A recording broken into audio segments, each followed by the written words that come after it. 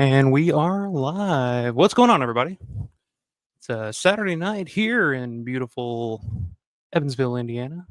I hope you guys are doing well. We got some quite a few things to talk about tonight. A little bit of news to discuss, some things to go over. Of course, the big one. Some unfortunate news we found out last night. That the great Tony Todd has passed away at the age of 69. I didn't even know that he was sick, and apparently, from what I was hearing, he had been dealing with cancer for quite some time. Just I don't know if it's 100% uh, true or not, but that's what I've heard. Um, so yeah, we're going to talk a little bit of Tony Todd tonight. Kind of look through his career. Of course, I mean, if you're a Romero fan, everybody knows him as Ben from Night of the Living Dead, Tom Savini's Night of the Living Dead, 1990. But I mean, he's fucking Candyman. You know what I mean? Like he's one of the last true horror icons that we had left, and unfortunately, he's no longer with us. So I'm gonna try not to make this too much of a down. Like I remember, like I was thinking back, and I was kind of in this mood last night, and for a second I was like, ah man, should I just go live and talk about it immediately, or should I just wait until tomorrow? And I was like, man, I don't know. Last time I did that, it was for David Emge, and I was just real bummed out. Like it was just if you go back and watch that the night that I found out Dave Emge passed away, um, it was a real bummer. Like I had like a hoodie on, and I was just like, oh man, I was like, I don't want to do that again. But so I was like, I'll wait until tomorrow. Of course, it's the main thing we'll talk about tonight. It's pretty big news. I mean, a pretty big name in the horror industry, just film industry in general. I mean, what an actor, what a career. Um, so much to talk about, so much to touch on with Tony Todd and just some of the stories. I remember hearing like people like Tom Savini talk about, from the set of Night of the Living Dead, just how he got the job to begin with, and I know we talked about it a couple of weeks ago with John Vulo, and we were talking about the Night 90 uh, remake. Uh, John said, I mean, we were discussed it at the time where John was like, I'm not the biggest fan of the Night 90, the Night of the Living Dead remake. Like, there's good and there's bad, but I mean, the one thing is Tony Todd's performance in that movie. I mean, uh, you know, love the movie, hate the movie, indifferent about the movie, whatever.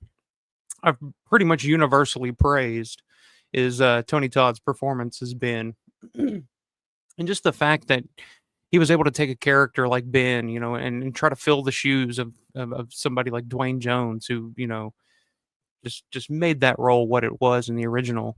What a tall task that he had ahead of him in 1990 playing that role. But man, he did it and excelled. Took that character in a bit of a different direction and made him a little more sympathetic, made him more a little bit more um, caring towards Barbara, and just it was a little. He played it a little differently, but it totally worked. Um, so yeah, we'll definitely get into that. I'm gonna hit the chat here, see who all we got in here tonight.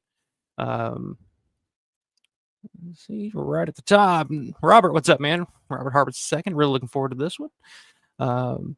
Saying I received a new DVD yesterday of Night 90 because my old one was scratched, and I watched it with my wife. Then I got to the phone, and first thing I see is you announcing that Tony Todd died. Yeah. Um, Sounds a lot like my experience when I found out that David Emge died earlier this year. I just finished watching The Booby Hatch, and mainly just watching it because I knew David was in it, and I was like, I got to see David in Booby Hatch. It's not a great movie or anything, um, but yeah, as soon as I was looked and found out the sad news that he had passed away, that's always rough, and it always feels like there's something else in play there, like another like a supernatural element to it, or it's just like something was telling me to watch this movie. And I mean, obviously, I mean, I know that Night 90 is your favorite. Is it your favorite movie of all time? I mean, it's obviously your avatar there and everything, but yeah, definitely sad news.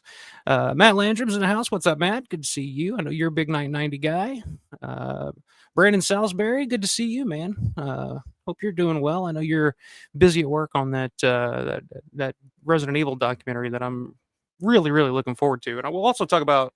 I also got a copy of the newly released Chasing Zombies Blu-ray from Mike and Brenda Ancas. I'm gonna do a little review. We'll talk about that later on tonight as well. But yes, sir, absolutely. Rest in peace, Tony. Um, Let's see, Robert saying good evening, everybody. Bonnie Bailey's in the house. What's up, Bonnie? Hope you're doing well. Matt saying Tony was the best, such a nice dude, gracious and humble. Had the honor of meeting him 2 or 3 times, and each time he was so kind. What an incredible talent he was. Yeah, that's always kind of been the constant thing I've always heard. Like you've never heard anybody say a bad thing about Tony Todd. And he used to do a lot of conventions. I mean, last time I saw him was at Living Dead Weekend in 2022. He was there for the Night 90 reunion and everything. Didn't get a chance to meet him or talk to him at that event.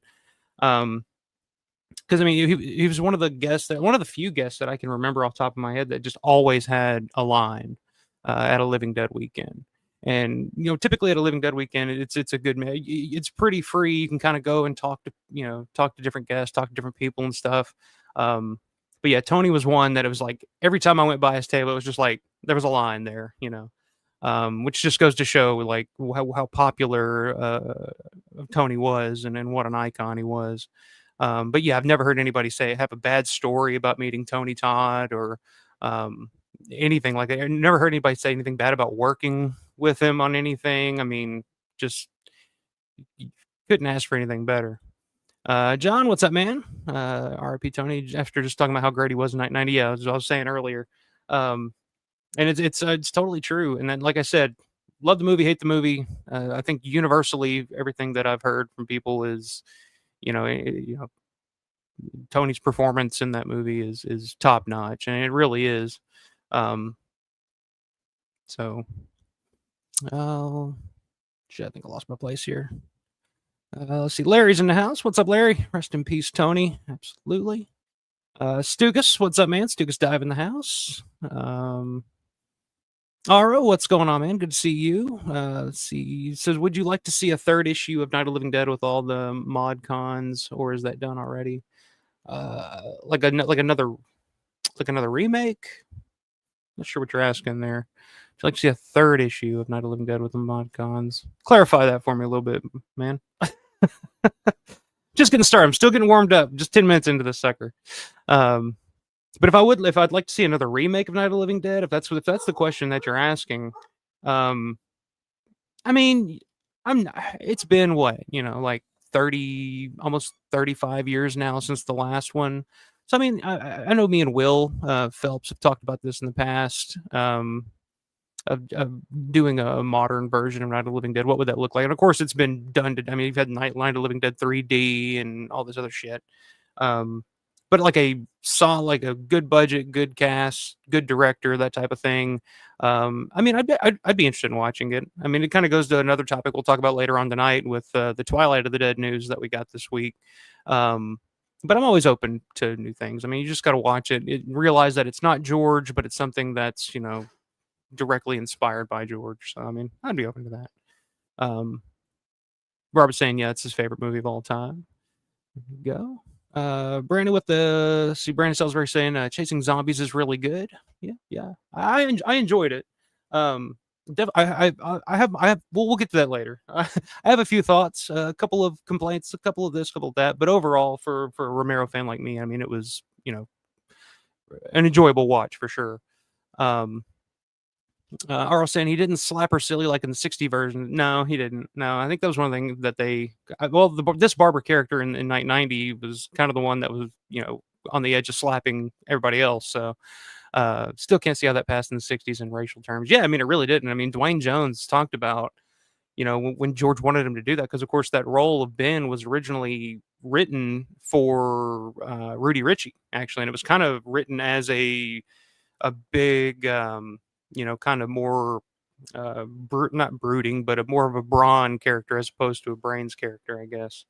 If that's the best way to put that. I don't know, but so yeah, in that in the original script, with that character being that way, I mean, him having to slug Barbara to kind of get her to calm down fit, but the way that Dwayne Jones played it, it was kind of awkward. So I remember Dwayne Jones saying, you're having me hit a white woman, like I'll never be able to go to theater to see this because I'll be chased out, with pitchforks and torches.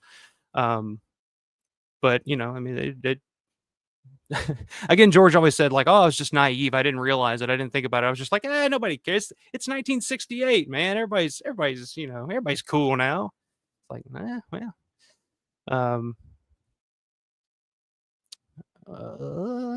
My shit'll work here. There we go. Stuka saying my beautiful woman Paige is now hooked on these live streams. Well, hello, Paige. Thank you for watching. And Stukas is a good man. Hang with him. He's got good taste, so follow him. You'll always Stukas won't steer you wrong. I'll tell you that. Kirk Redgate, what's going on, man? See you. Said I met Tony Todd in London. He was a charismatic and humble, super cool dude. What an incredible actor. I've said it before, but Night 90 was a big inspiration. And Candyman, of course. He will be missed for sure. Yeah, just like I said, an icon in the horror community, horror conventions. I mean, just like I said, we'll go through his IMDb here in a second, just kind of look at all that. I mean, here recently, I think it's been a lot of voice acting and stuff. Which I mean, the voice that Tony had, I mean, that was just the voice of God. I mean, between him and Ken Foray, like those are the two. Like, if somebody's narrating my life story, like, fuck Morgan Freeman. Like somebody else can have Morgan Freeman. Like I would have wanted either Tony or Ken to narrate my life. Like that's, but yeah, good to see you, man. Larry Sin, when at Living Dead weekend, I told Tony that he was great. He was a great Ben, and maybe even better in that role than Dwayne Jones. Interesting. Jones was phenomenal, but he was great. He said, "Nah, don't say that." But thank you for saying. Yeah, I mean, there's definitely a debate to be had there. I mean, depending on your tastes, just depending on how you prefer that they played those characters, for sure. But yeah, I don't know.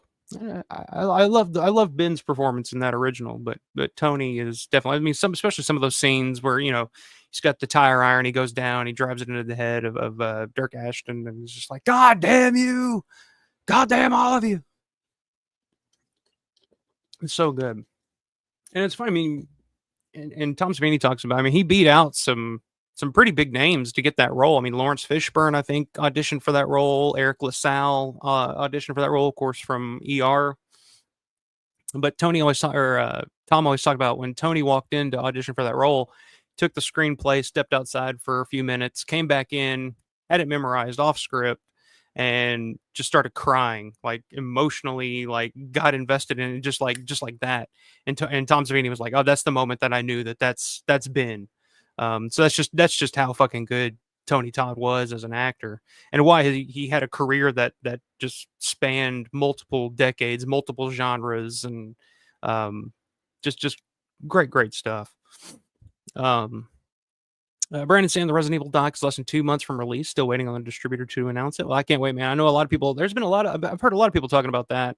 Not just in the the Romero community, but just in the horror community in general. I've heard several different streams, different channels here on YouTube bring it up. They're like, oh, there's a Resident Evil documentary about George's Resident Evil. So yeah, I'm definitely looking forward to that. And hey, man, when it does come out, you're more than welcome. I would love to have you on here. I'd love to talk to you about it because that's two of my big things is Romero and Resident Evil, because Resident Evil those games are what kind of introduced me to the zombie genre, which introduced me to George. So I would love to talk to you about that. So if you ever got the time and you want to come on and chat about it, man, you're always more than welcome. It's open door for you. Okay, yeah, another remake. Yeah, I mean, yeah, sure, I'd watch. I mean, shit, I sat and watched that Festival of the Living Dead shit that came out a few months ago. I mean, I'll watch it, if for no other reason than just to talk about it on here with you guys. So, Robert's saying yes if it's done right and with respect. Yeah, I mean, of course, like that's always the big thing. Like if it's done with the right intentions in mind and all that, of course. But I mean, if they turned it into like I don't know what some of those off-brand like Night of Living Dead 3D, Night of Living Dead Reanimated or whatever the hell it was, like some of that, like if there's a budget behind it and some talented filmmakers and it's talented cast, like yeah, I'm down for it for sure. John St. Larry, I saw a cast reunion and he mentioned he got some sort of encouragement about playing Ben from Dwayne and he teared up. Oh, that's interesting. I would have loved to have asked him his thoughts on portraying an iconic role. Yeah, like I said, Tony was one of those guys that I never got a chance to really talk to. Like I said, I've seen him. I said hello, at Living Dead weekend when I passed him, but never really got to talk to him. And again, it goes back to a constant theme on this channel when I do these streams and we talk about going to these conventions and meeting these people that are in these movies that you love. Um, you, never miss the opportunity. Always go for it. Like, because they're not always going to be here. It's like I talked about, never getting a chance to meet David Emge, or never getting a chance to meet Pilato or Gary Clark, and a lot of these guys I would love to have talked to. But just always, again, like with Tony Todd, I was just always like, oh, I'll catch him at the next one. Like, oh, he'll be at it, because Tony used to do a lot of conventions. I was like, I'll catch him at a different convention down the line, and then and now it's now we can't. And so any chance you get to meet your heroes, they say never meet your heroes. I say meet them, like, because why not? Like, do it. If it's something you want to do, you do it. Larry St. John, he was very respectful of Dwayne for sure. So am I, but Tony was so good. Yeah, very good. Like I said, no matter what your thoughts are on that movie, what your opinions are on Night 90, I think universally everybody's like, even people that are just like, oh, that movie's terrible. Like it's nothing compared to the original, but Tony Todd's really good in it. Like that's usually the prevailing theme in that. Robert says, I was so happy to hear that Twilight of the Dead was still going forward. I hope it goes to theaters. It would be the last thing we get to see that Romero was involved in. They better do a good job with it. Yeah. I mean, like I said, we'll talk about it here a little bit, because they announced a few cast members, which I don't know, depending on how you feel about it, I guess. The casting choices. We'll discuss it for sure. But yeah, I'm interested in checking it out for sure. It's like I told Matt. Matt texted me about it a couple days ago, and I was just like, man, like I just try to look at it. It's not. I look at it as like like the book, The Living Dead, that Daniel Krauss did, where he took part of Romero's story and kind of fleshed it out into a full book or whatnot. It's not George, but it's something directly inspired by George and openly inspired by George. It's not somebody ripping George off and doing their own thing. Like, it's just it's borderline, not fan art, I guess, but you know what I'm saying. Like, just keep in mind it's not George. I guess is the thing I'm trying to say there. I see John saying absolutely. Let's see, we've got Sid Irish. What's going on, man? R.I.P. Tony Todd. Good. Thanks for joining us. Yeah, man. Anytime. Like I said, I think we're friends on Facebook, so just shoot me a message, or I'll shoot you a message, and we'll definitely set something up, because I'd love to talk to you about that, man. Anytime you're available. Larry says, always go meet your heroes, without a doubt, for sure.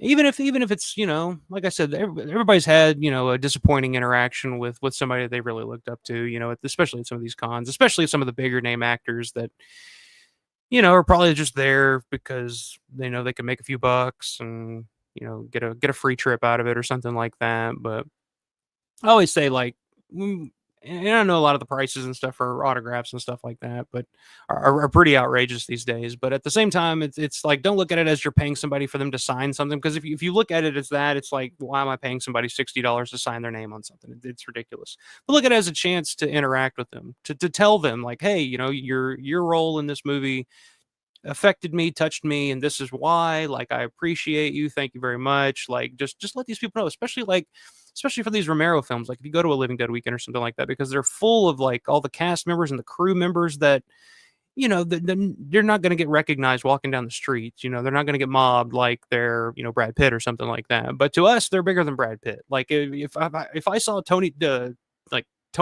or Tom Dubinsky walking down the road, like, I'll running towards them and be like, oh my God, it's Tony Booba, like, but that's us, and it lets them know that, the work and the time and the effort that they put into making these things all these years ago has not been forgotten. We're not going to let it die. Like, it's going to go on far beyond, far beyond them and far beyond us. So yeah, definitely meet your heroes for sure. Kirk saying, I look forward to watching George A. Romero's Resident Evil documentary. Fan of the games, etc. I think George wrote a great script. I do too. That's a screenplay. That's a script that I've read multiple times for sure. And I would have way preferred to see that version than the version that we got. Which I think, the first Resident Evil movie is not awful. I mean, they got worse as they went along, but it wasn't as a big fan of the games. It wasn't what I was wanting out of a Resident Evil movie, to say the least. We'll just say that. Um, but yeah, I'm definitely looking forward to that documentary, and I hope to get Brandon on. We can talk about it, and because there's a lot to cover there. There's a big story there, and I'm really excited about checking out that documentary. Um, Robert saying yes, Romero wrote the story in a few years before he died. I think he spoke about it. Yeah, I've actually read. So the original treatment for Twilight of the Dead, I read at the archive at the University of Pittsburgh, and pretty much the treatment that I read. I don't know if there's a different one that maybe he did later on that I didn't get to read, but the one that I read was basically kind of a sequel to Land of the Dead. Actually, like Big Daddy was in it. Like it was kind of a sequel, direct sequel to Land of the Dead. But it was only like a couple of pages long or something. Like there wasn't a whole lot there.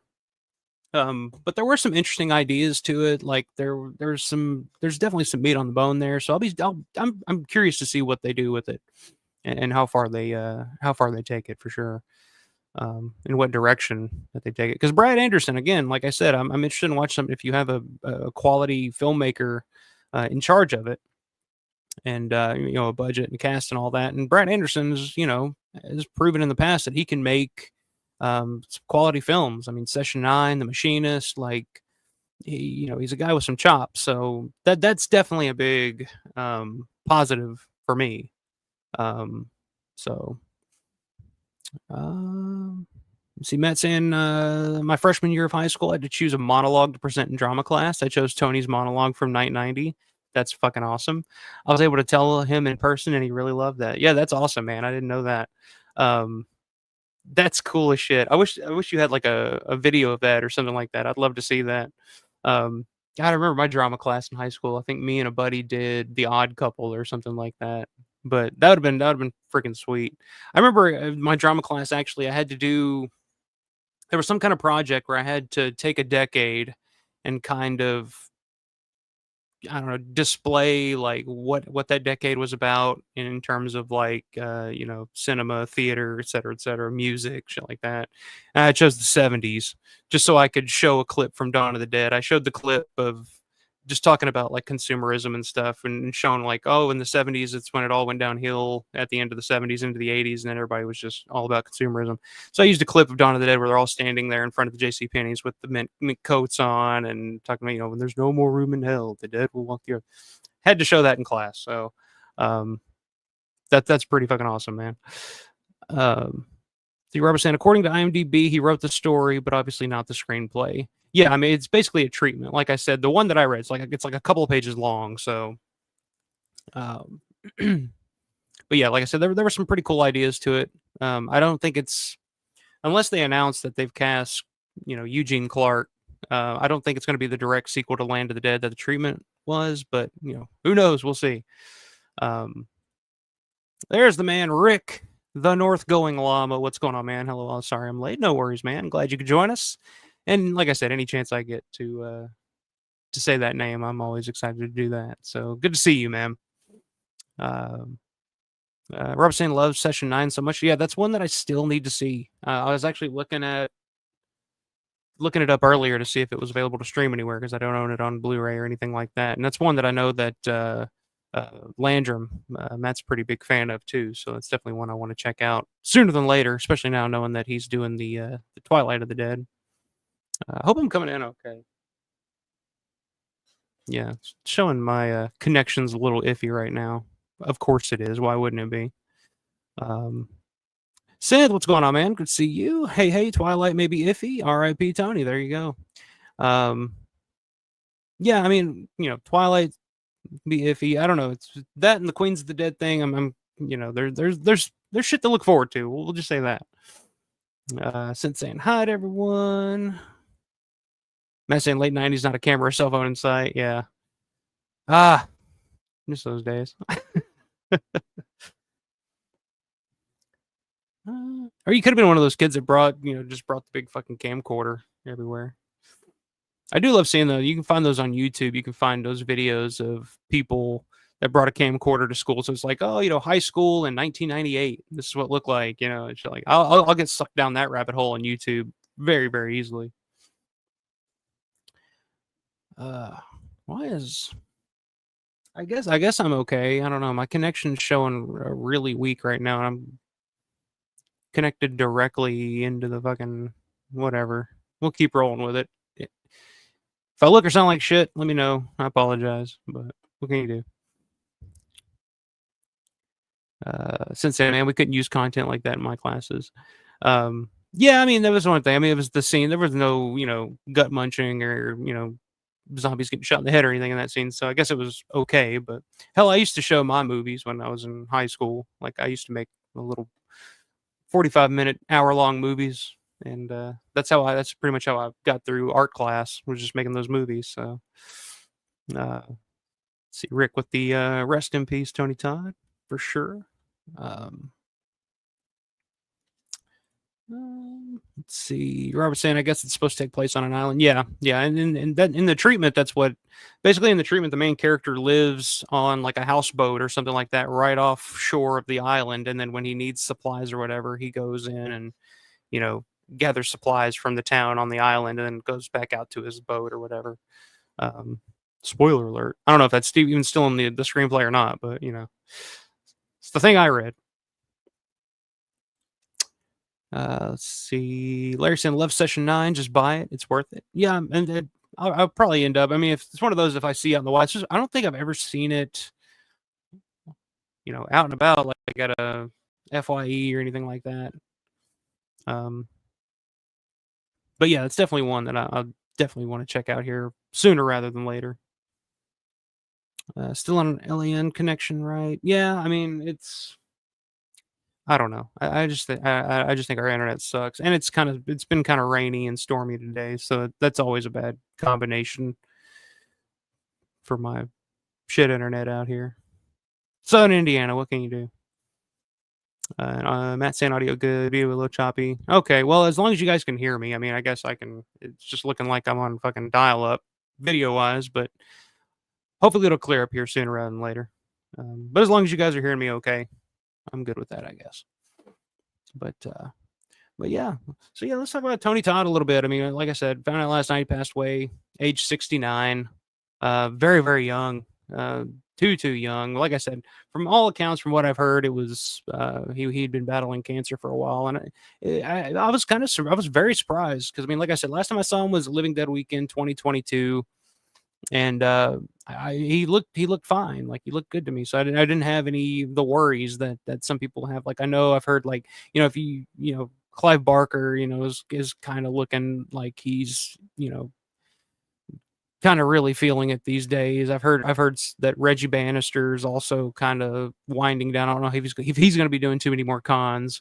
I was really concerned about Scott Reiniger, when I saw him at Living Dead Weekend a couple of years ago, because he looked like he was struggling, but seeing him in Atlanta, I mean he looked a whole lot better. Like he looked like he'd kind of bounced back, which apparently he had broken his back according to what he told Will, I guess. So didn't know that, but yeah, it's like seeing Tony. Like I mean, Tony's just a big, imposing guy. Anyway, I mean, he was like 6'6", 6'7", or something like that. I had that picture of him and George, and they're pretty much the exact same height. And everybody knows how fucking big George was. He may have been actually a little bit bigger than George, actually, which may have been one of the first and only times that George was smaller than smaller than someone. Maybe him and Ken Foray.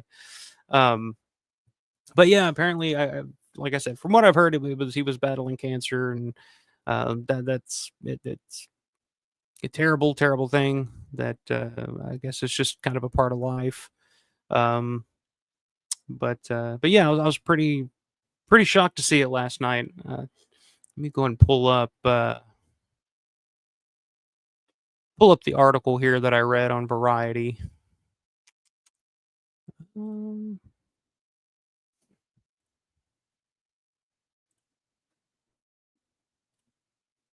We'll just kind of read through it here together, as long as my shit's working. I mean, I don't know. The hell did my screen go? All right, there we go. So yeah, this is from Variety. Tony Todd, Candyman and Final Destination star, dies at 69. There's Tony there. Tony Todd, an American actor known for leading the Candyman horror franchise as its uh, what's that word? Eponymous. That's a new word. Good job, Variety. Hook wielding ghost died Wednesday at his home in Marina Del Rey, California. He was 69.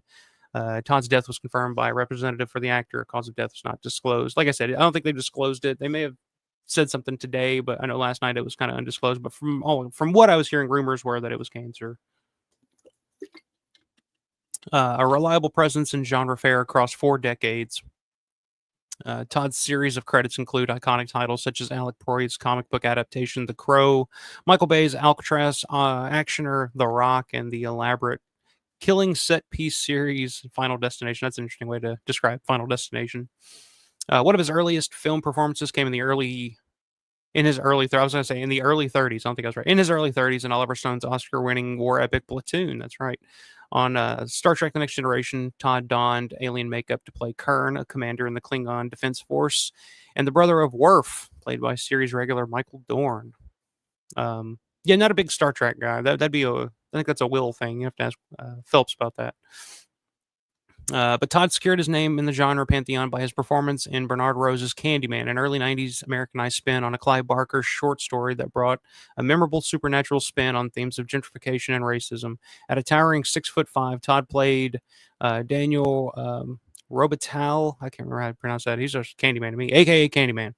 The tortured bee-covered ghost of an African-American artist and son of a slave who was murdered for his relationship with a white woman. The film starred Virginia Madsen as a Chicago graduate student preparing a thesis on the legend of Candyman by investigating inner-city Chicago. So yeah, I don't want to read all of this. I mean, we know Candyman. Get a couple of yeah, he was in the sequels to Candyman, Farewell to the Flesh, and then Candyman: Day of the Dead. He was also in the remake of the Candyman movie too, which I wasn't a big fan of that movie, but it was cool that he was in it. Here we go. Born December 4th, 1954 in Washington, D.C., Todd studied at the University of Connecticut for 2 years before shifting to the Eugene O'Neill National Theater Institute. Trained for the stage, Todd would practice playwriting himself and teach it to high school students in Hartford. He would go on to originate the title role of August Wilson's King Hedley II. With productions in Pittsburgh, Seattle, and Boston, his performance was a memorable tour de force, Variety wrote in a review at the time. So yeah, here's more of his credits. Law and Order, a lot of TV stuff. X-Files, Smallville, Psych, 24. A lot of voice acting. Here you go, voice acting roles. Transformers: Revenge of the Falling. And he was in there you go, Spider-Man 2. Starred in the remake of Night of the Living Dead.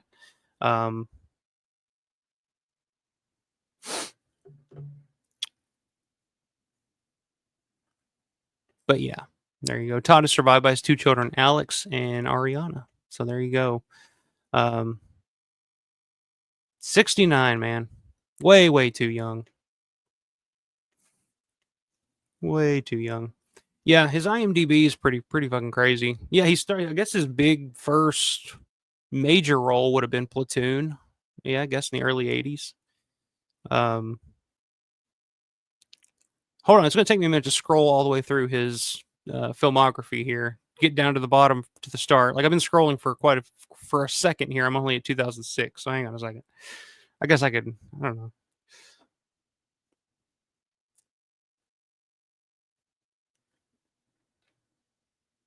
There we go. Yeah, Platoon in '86 would have been his first major role. Sleepwalk in '86. Never seen that. '84 Charing Cross Road. Never seen that in '87. Werewolf TV series in 1987. 21 Jump Street. He was in an episode in '87. Colors. He played a Vietnam vet in 1988. Colors is one I remember watching as a kid. I haven't seen him in quite a long time. Lean on Me, Mr. William Wright, 1989. Had a couple roles in Night Court, MacGyver.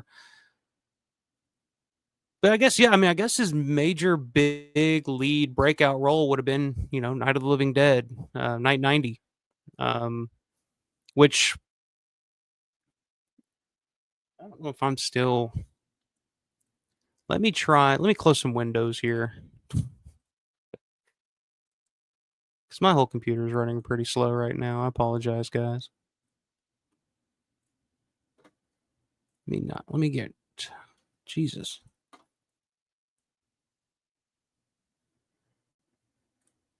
Yeah, it's showing that I'm unresponsive right now. Hang on.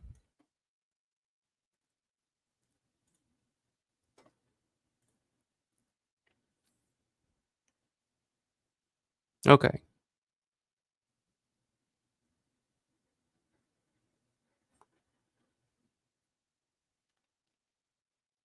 All right.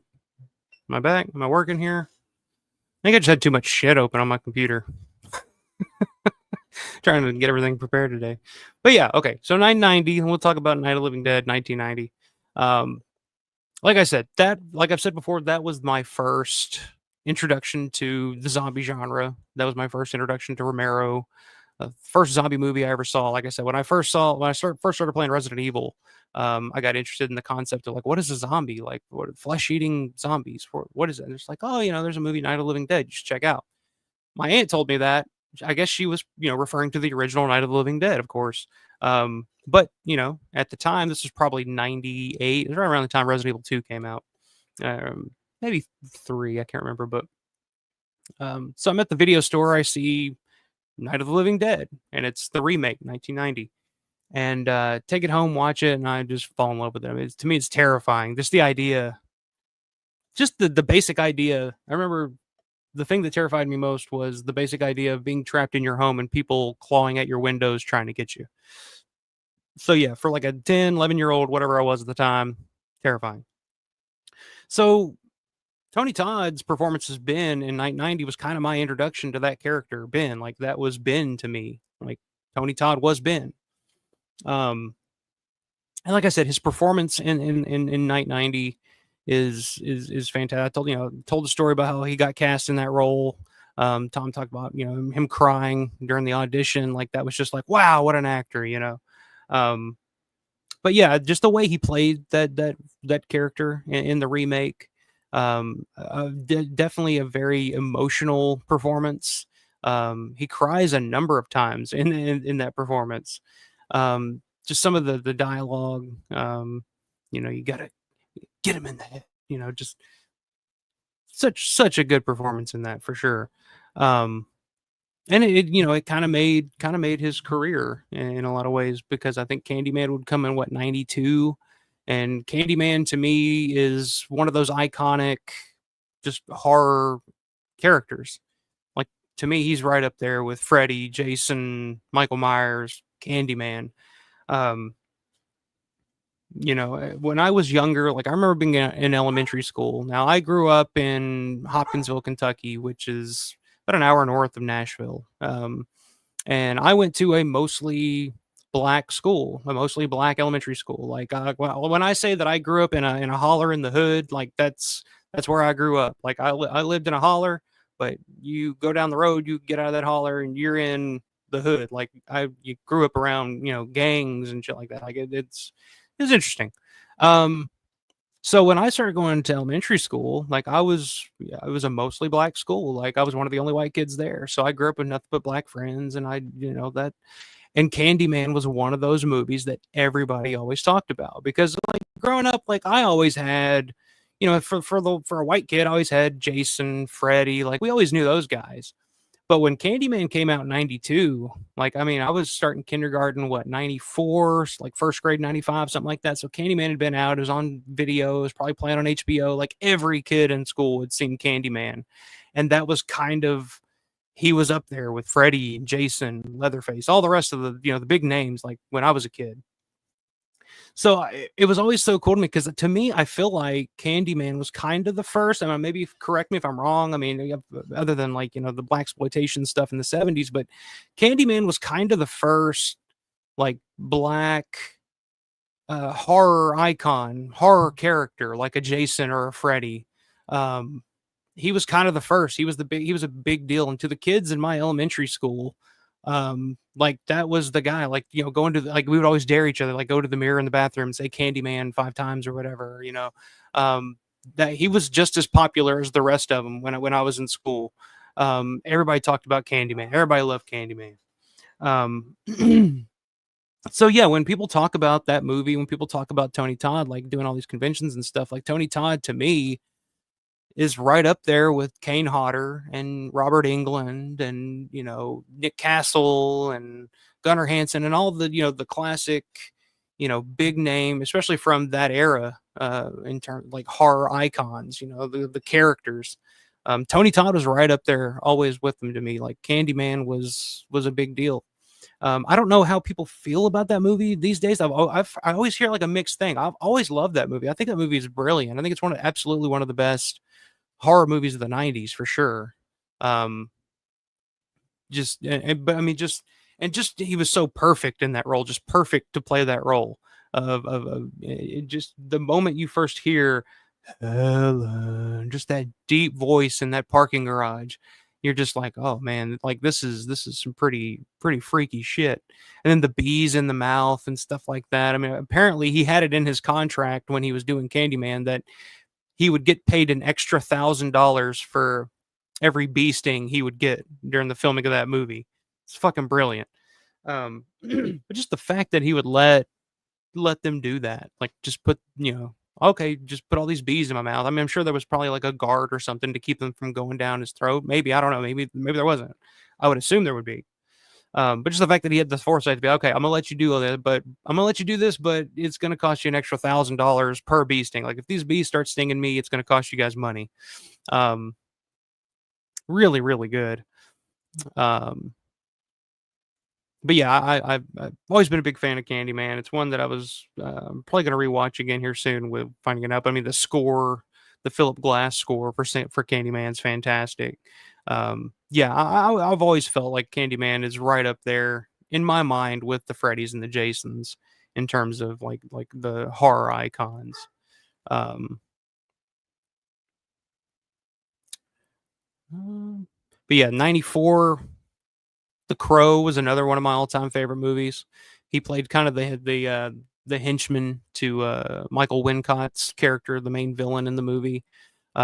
Which I mean, watching that as a kid, it didn't really dawn on me that that was Candyman because, like I said, I didn't see Night 90 until later on. But I knew Candyman when I was a kid because, like, that was, like I said, a big deal.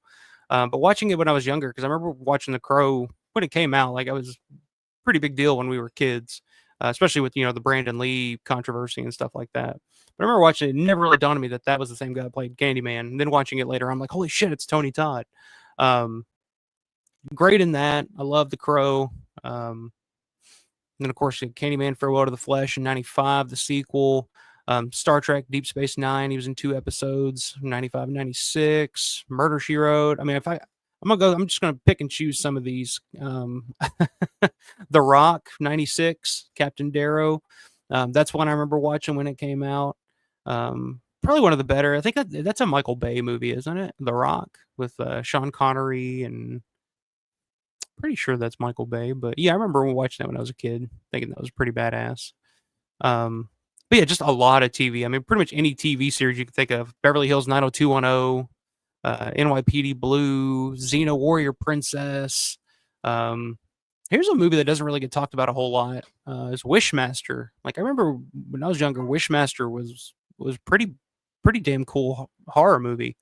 Because that's Robert Kurtzman. He directed that one. Um, but yeah, he was in that in '97. Let's see, we get Star Trek Next Generation, Star Trek Voyager. Um, some of these I've never heard of. Butter, I don't know what the hell Butter is. Butter from '98, he was Benzo Al and Butter. Candyman Day of the Dead in '99. Um, and then yeah, this is a big one. He was Bloodworth in Final Destination. He would reprise that role, I think, in part 2, and then another one somewhere down the line.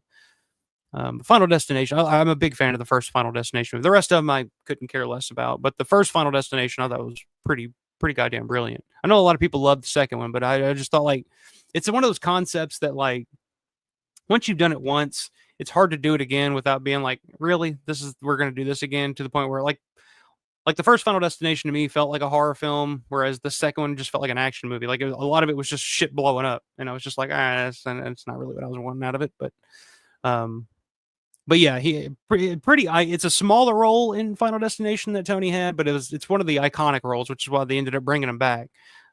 People loved his character in that Final Destination. Um, let's see, Smallville. He had an episode in 2001.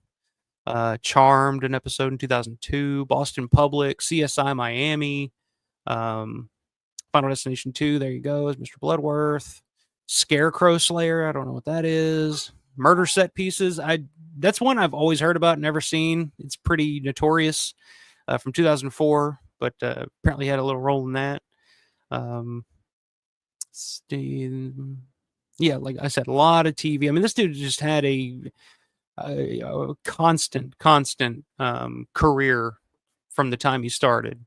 Hatchet, there you go. To Hatchet in 2006. I remember seeing him in that. He's Reverend Zombie in that. That's pretty cool. Was in an episode of Masters of Horror. Yeah, I mean, I could just go on and on. I mean, I'm just sitting here just scrolling through his IMDb, but I mean, just what a career. I mean, just all the conventions. I mean, I know he started doing conventions in the early '90s. I remember seeing videos of him doing some panel stuff at some like the Fangoria Weekend of Horrors, I think, in like the early night, like right around the time that Candyman was coming out.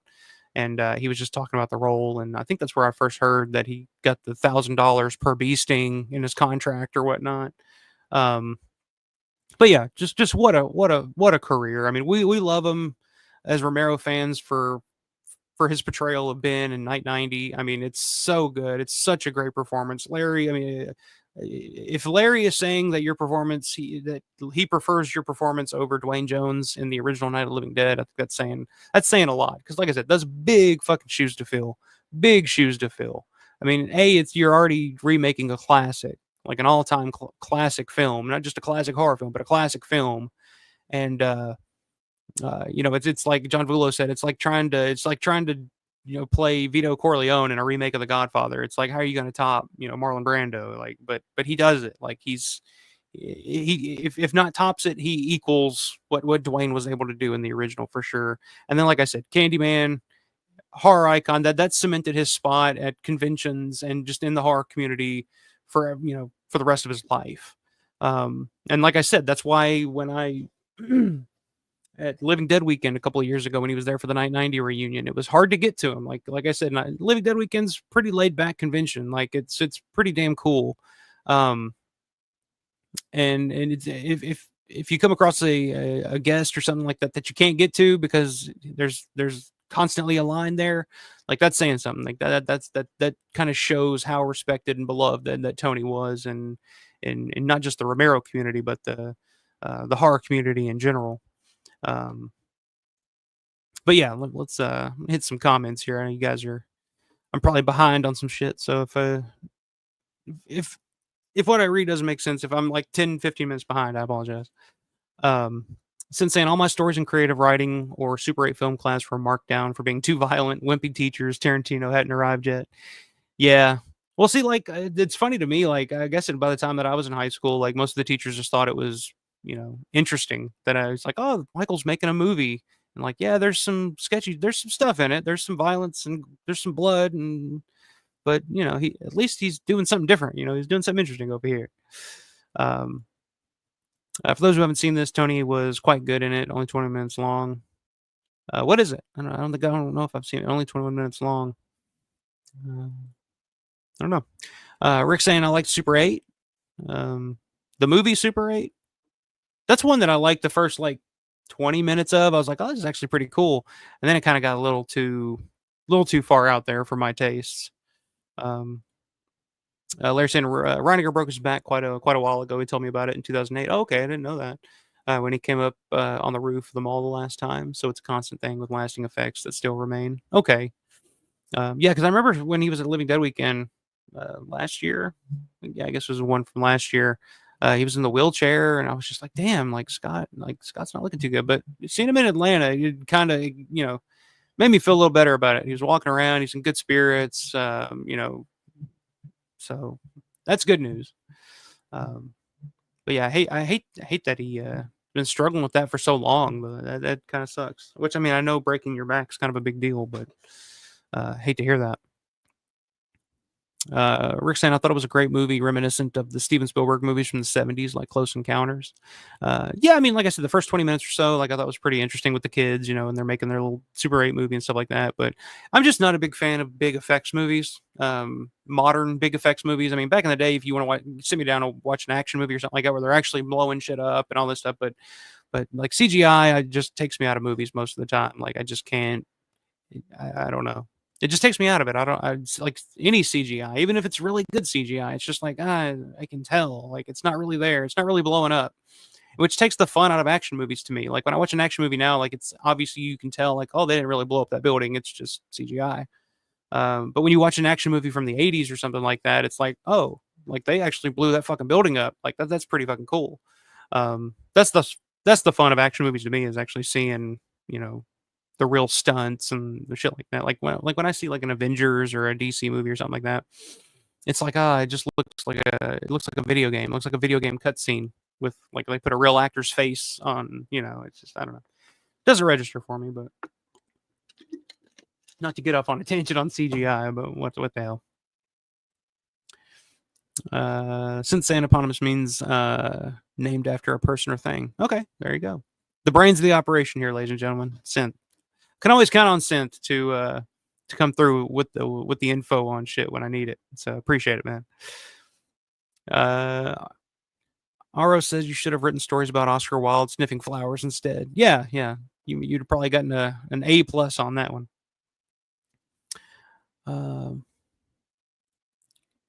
Yeah. I don't know. Maybe. Shut the fuck up, Matt. I read sometimes. Damn it. Sometimes. But yeah, that's a new one to me. Since that is also scary for some. Yeah, that is true. Rick says, has anyone ever told your voice? Anyone told you your voice sounds very much like George Lucas? Does it really? I don't know. I guess that's cool. Maybe, I don't know. The only reference, like, I know George Lucas, obviously. I've never really listened to a lot of his interviews or anything like that, so I really can't, off the top of my head, explain what he sounds like. Um, my reference for George Lucas goes back to Will Sasso's portrayal of George Lucas on that Mad TV sketch. I don't know if you guys remember Mad TV, but Will Sasso did a sketch where he plays George Lucas as just like this stumbling idiot, and it's fucking hilarious. That's what I think of. Um, Aro saying Candyman features Xander Berkeley of The Walking Dead. Very cool. Um, yes, and Tony's IMDb is huge. Like I said, it took me a while there because I had to scroll and scroll and scroll. And like I said, a lot of the stuff that he did here most recently was a lot of voice acting work on like some video games and stuff like that. So I mean, that's which is perfect because, like I said, Tony's voice was, like I said, just like the voice of God. Like I said, people always talk about, oh, I want Morgan Freeman to narrate my life. It's like, no, give me either Tony Todd or Ken Foray for me, please. Larry said, since it's not anything to worry about, it's just a thing that happens. Shit happens. People get old and things happen. Um,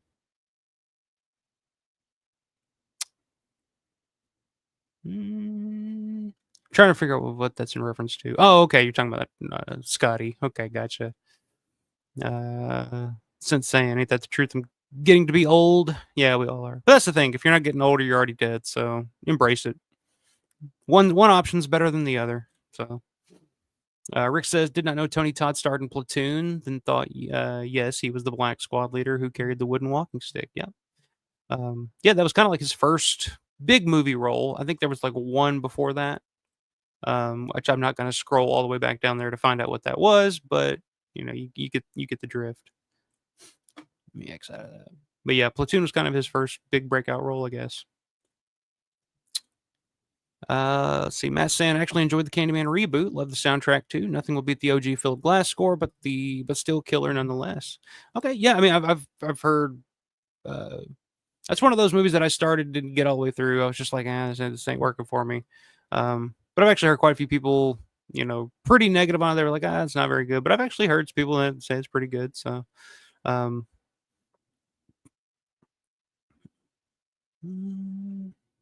but yeah, like it was hard for me to wrap my head around. It's kind of like that Nightmare Before Elm Street, Nightmare on Elm Street remake with old Catface. What's his name?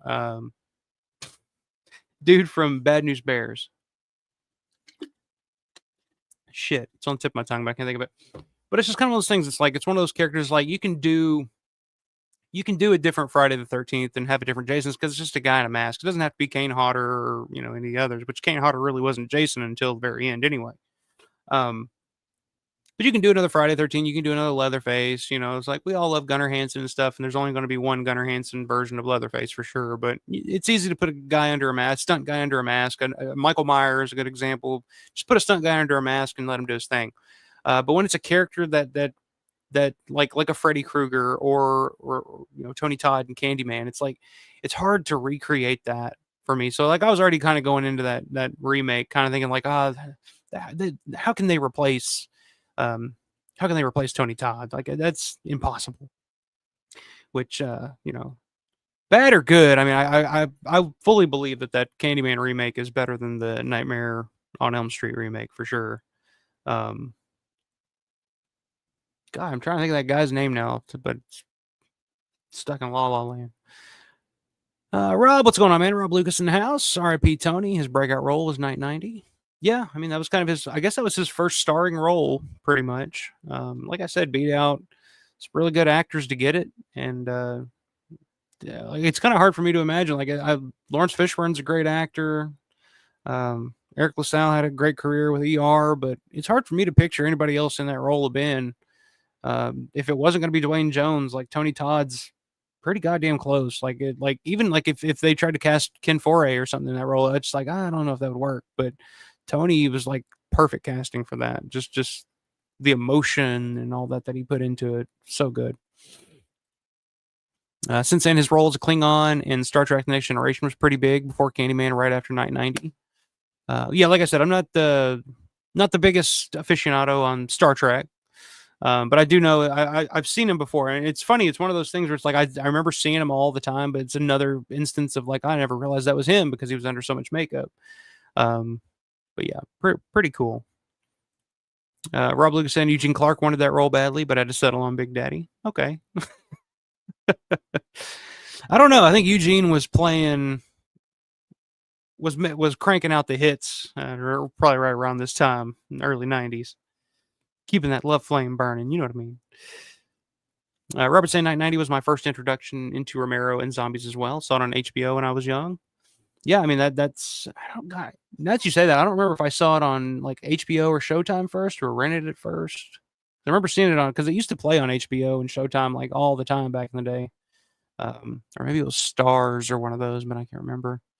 Um, since then, Petey Wheatstraw, Rudy Ray Moore was pretty wild. Black exploitation movie where he fights the devil or something. Forgot the details. Yeah, like I said, like there was like you could say like Blackula or something like that. But in terms of like a real horror icon, like a Freddy or a Jason, like Candyman was kind of the first black horror icon like that. A guy that like just from my experience growing up, going to a mostly black elementary school, like those kids that like Candyman was just as he was their Jason, he was their Freddy, like that's so cool. Like that Tony Todd will forever be known as that guy, and that's awesome. Like it's I don't know, that's pretty damn cool. It's a pretty damn cool accomplishment, I gotta say. Um, Robert saying Candyman is one of my favorite movies of all time. He's definitely an icon with the greats. I agree. Um, Matt says Tony came to the Plaza Theater in Atlanta for a screening of the new Candyman a few years ago and spoke after the showing. It was great to hear him talk about his role in the OG. He took pics with us afterwards. That's pretty cool. I knew he had like a smaller cameo role in the remake, but was he involved in it any more than that? Was he like maybe like a executive producer or anything on it? I don't remember. But yeah, like I said, I never made it all the way through that one just because it was just like it's not the original, but. Again, like we talked about, like Twilight of the Dead and the other stuff, you got to just kind of keep in mind, like, it's not supposed to be the original, but it's hard sometimes when something as iconic as Candyman is being remade. It's kind of tough, but just for me. Since then, Candyman was great with Tony, but also Virginia Madsen. Yeah, I mean that was a great cast in that movie, and very different. For the early '90s, like an urban horror film like that. I mean, there's some really, I mean, again, another Clive Barker story, and there's some really dark shit in that movie that's still really effective to this day. Like I think the last time I saw it was probably a couple of years ago when I think I got the Scream Factory Blu-ray. Um, and again, just you know, watching it then, I was just like, man, this is really effective and really holds up. Like I said, definitely one of the best horror films of the '90s, in my opinion, for sure. Um, since saying Wishmaster is cool, I have the figure. Yeah, that's one that I would love to hear more people talk about because that was kind of like I remember watching that all the time when I was younger. That was another one that was always on like HBO, Showtime, shit like that. Um, Rob saying Candyman is the real deal. Just watched part 1 and 2 and the new one. Tony Todd is the first black horror icon on the level of Freddy and Jason. Yep, I agree. Um, since then, Final Destination was Rube Goldberg. Horror, elaborate mechanism deaths. Um, yeah, I mean, just the way that I really like the way in the original Final Destination, the way that it plays out, and just kind of the psychology of it all. Like, it's a lot of fun. It's really and it's just that time period too, where I was at that age where I was like watching all that stuff. Because that was like '99 or whenever that came out. Um, so that was like The Faculty, I think, came out that same year, and it was just that same little group of like the Devon Sawas and the Josh Hartnett's, and they were all just kind of in everything back then. Um, but I remember the first time I like back in the day, I don't guess I was that big of a fan of it because I never really. It wasn't until later on, going back and rewatching it, that I guess I really appreciated it for what it was. Like I thought it was, I guess, I thought it was cool the first time I saw it in like the late '90s when it first came out. It's like, oh, that's kind of cool, but I never really thought it was, you know, anything special. But then they do like 1,000 sequels to it and just run it into the ground like Hollywood normally does, and then you go back and rewatch it, and you're like, wow, they actually did something pretty cool there. And I think the guy that who's the writer of that, he's a Kentucky guy. I think he's from Kentucky. Um, I don't know. I'm getting off on a side track here about Final Destination. Um, Robert saying I enjoy all the Final Destinations personally. We all need to see the new one in theaters because it will be the last time we can see Tony Todd on the big screen. Oh yeah, that's right. I remember hearing. I think they were talking about that last night on Dead Pit. Tony's got uh, a role in it, which I guess is going to be his final role. So yeah, that's something to definitely look forward to for the new Final Destination movie. But yeah, like I said, they kind of lost me after like 2 was fine, but like I said, it was a little too actiony for me, and then they just kind of got. Like I said, it's one of those situations where it's like if it happens once, like it's like, oh, it's like a once in a you know once like a one time thing ever. Um, but then when it just keeps happening and happening and happening, it's just kind of like, all right, I kind of got it now. Um, Larry says, I picked up Tony Todd and his agent at the airport for his appearance with us at a Living Dead weekend, brought them to their hotel downtown. Um, that's pretty damn cool. Enjoy doing airport runs and getting to talk to our guests. I do as many as possible. Yeah, you talked about that before in the past. That is pretty cool. No, I remember you were pretty excited. I think it was Linnea Quigley. I think you were pretty goddamn excited to pick up at the airport a few years back when she was at Living Dead weekend. But yeah, that's pretty damn cool. Did you have any interesting conversations or like what? Like that would just drive me crazy. Like I hate like driving and like I don't want to like overreach my bounds of just being like nosy or bothersome to the guest or whatever. Like how do you gauge that? Do you have any good like interactions or conversations, or do you just kind of let them guide the interaction, let them ask you questions or talk to you? Like that shit drives me crazy. Like I'm like I think we were talking about that, me and John were talking about that on that stream we did a couple weeks ago, just talking about how we never like I never just want to interject myself into a conversation. Like I never just want to be like, hey, like be my friend or something like that. Like I'm just kind of standoffish and like if I want to say something, I'll say it. But I don't ever want to be pushy or anything like that, I guess. Since then, I enjoy CGI as an art form and I enjoy making it, but as a crutch, it is bad and becomes dated too quickly. Yeah, I agree. Easily ruins a movie or show. Fincher used it well. Yeah, there's definitely like Forrest Gump. They use CGI really well. Like I like it like that when it's like um, George uses the uh, example of when if you need to use it to take Gary Sinise's legs off, like go ahead. But yeah, using it as a crutch, like making it part of the movie, like making it the draw of the movie, never found appealing. But um, Rick says never did get that much into the Candyman series. Yeah, I mean, like I said, some people are hot and cold on the Candyman series. Like the sequels are, they are what they are. I think they're fine, but they're not great, but I think the original Candyman is a really really well made, not just a well made good horror film, but just a good film in general. There's issues I have with it, like some pacing issues and some plot holes that are what they are. But I think for the most part, like it's a really effective and really well made horror film, especially for that time period, '92, and there really wasn't a lot to choose from in the genre. Like the genre was pretty on its ass in the early '90s. It really wasn't until I guess Scream in '96 or whatever. But at that time period, '92. I mean, what other great horror films came out in that period? Especially in America. I mean, you had Cemetery Man was '92, '93, something like that. I think. Um, I'm probably forgetting some, but it wasn't what it was in the '80s, I guess. Which may be why some people kind of forget about Candyman when they talk about like the great horror icons of that time period, like Freddy, Jason, Michael Myers. It's because it didn't get started until the '90s and came out in a period when horror was not the hottest, I guess. But Matt says they still incorporated Tony's Candyman into the story. They turned it into a hive of Candymen. Seeing like that, I'm just like I don't know about it. So there were several different variations. I think his version was considered the original. Okay, so it's not a remake as much of a what do they call it? A requel or a I don't know. They've come up with so many new terms for these movies now. I don't know what the hell they call them. Reboots, requels. Yeah, I don't know. Larry said I just really let them guide the conversations. Good call. That's kind of what you want. What I would do.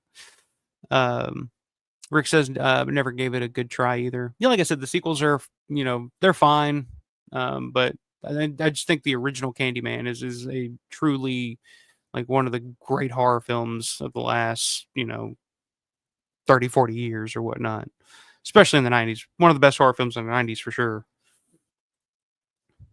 Larry says some celebs talk about their work, others don't a lot. Highlights over the years were Foray, Mosley, Bill Cardill, Quigley, offhand. Yeah, I would love like Mosley seems like he'd be a fucking ball. Like I'd love to like he just seems like the coolest guy.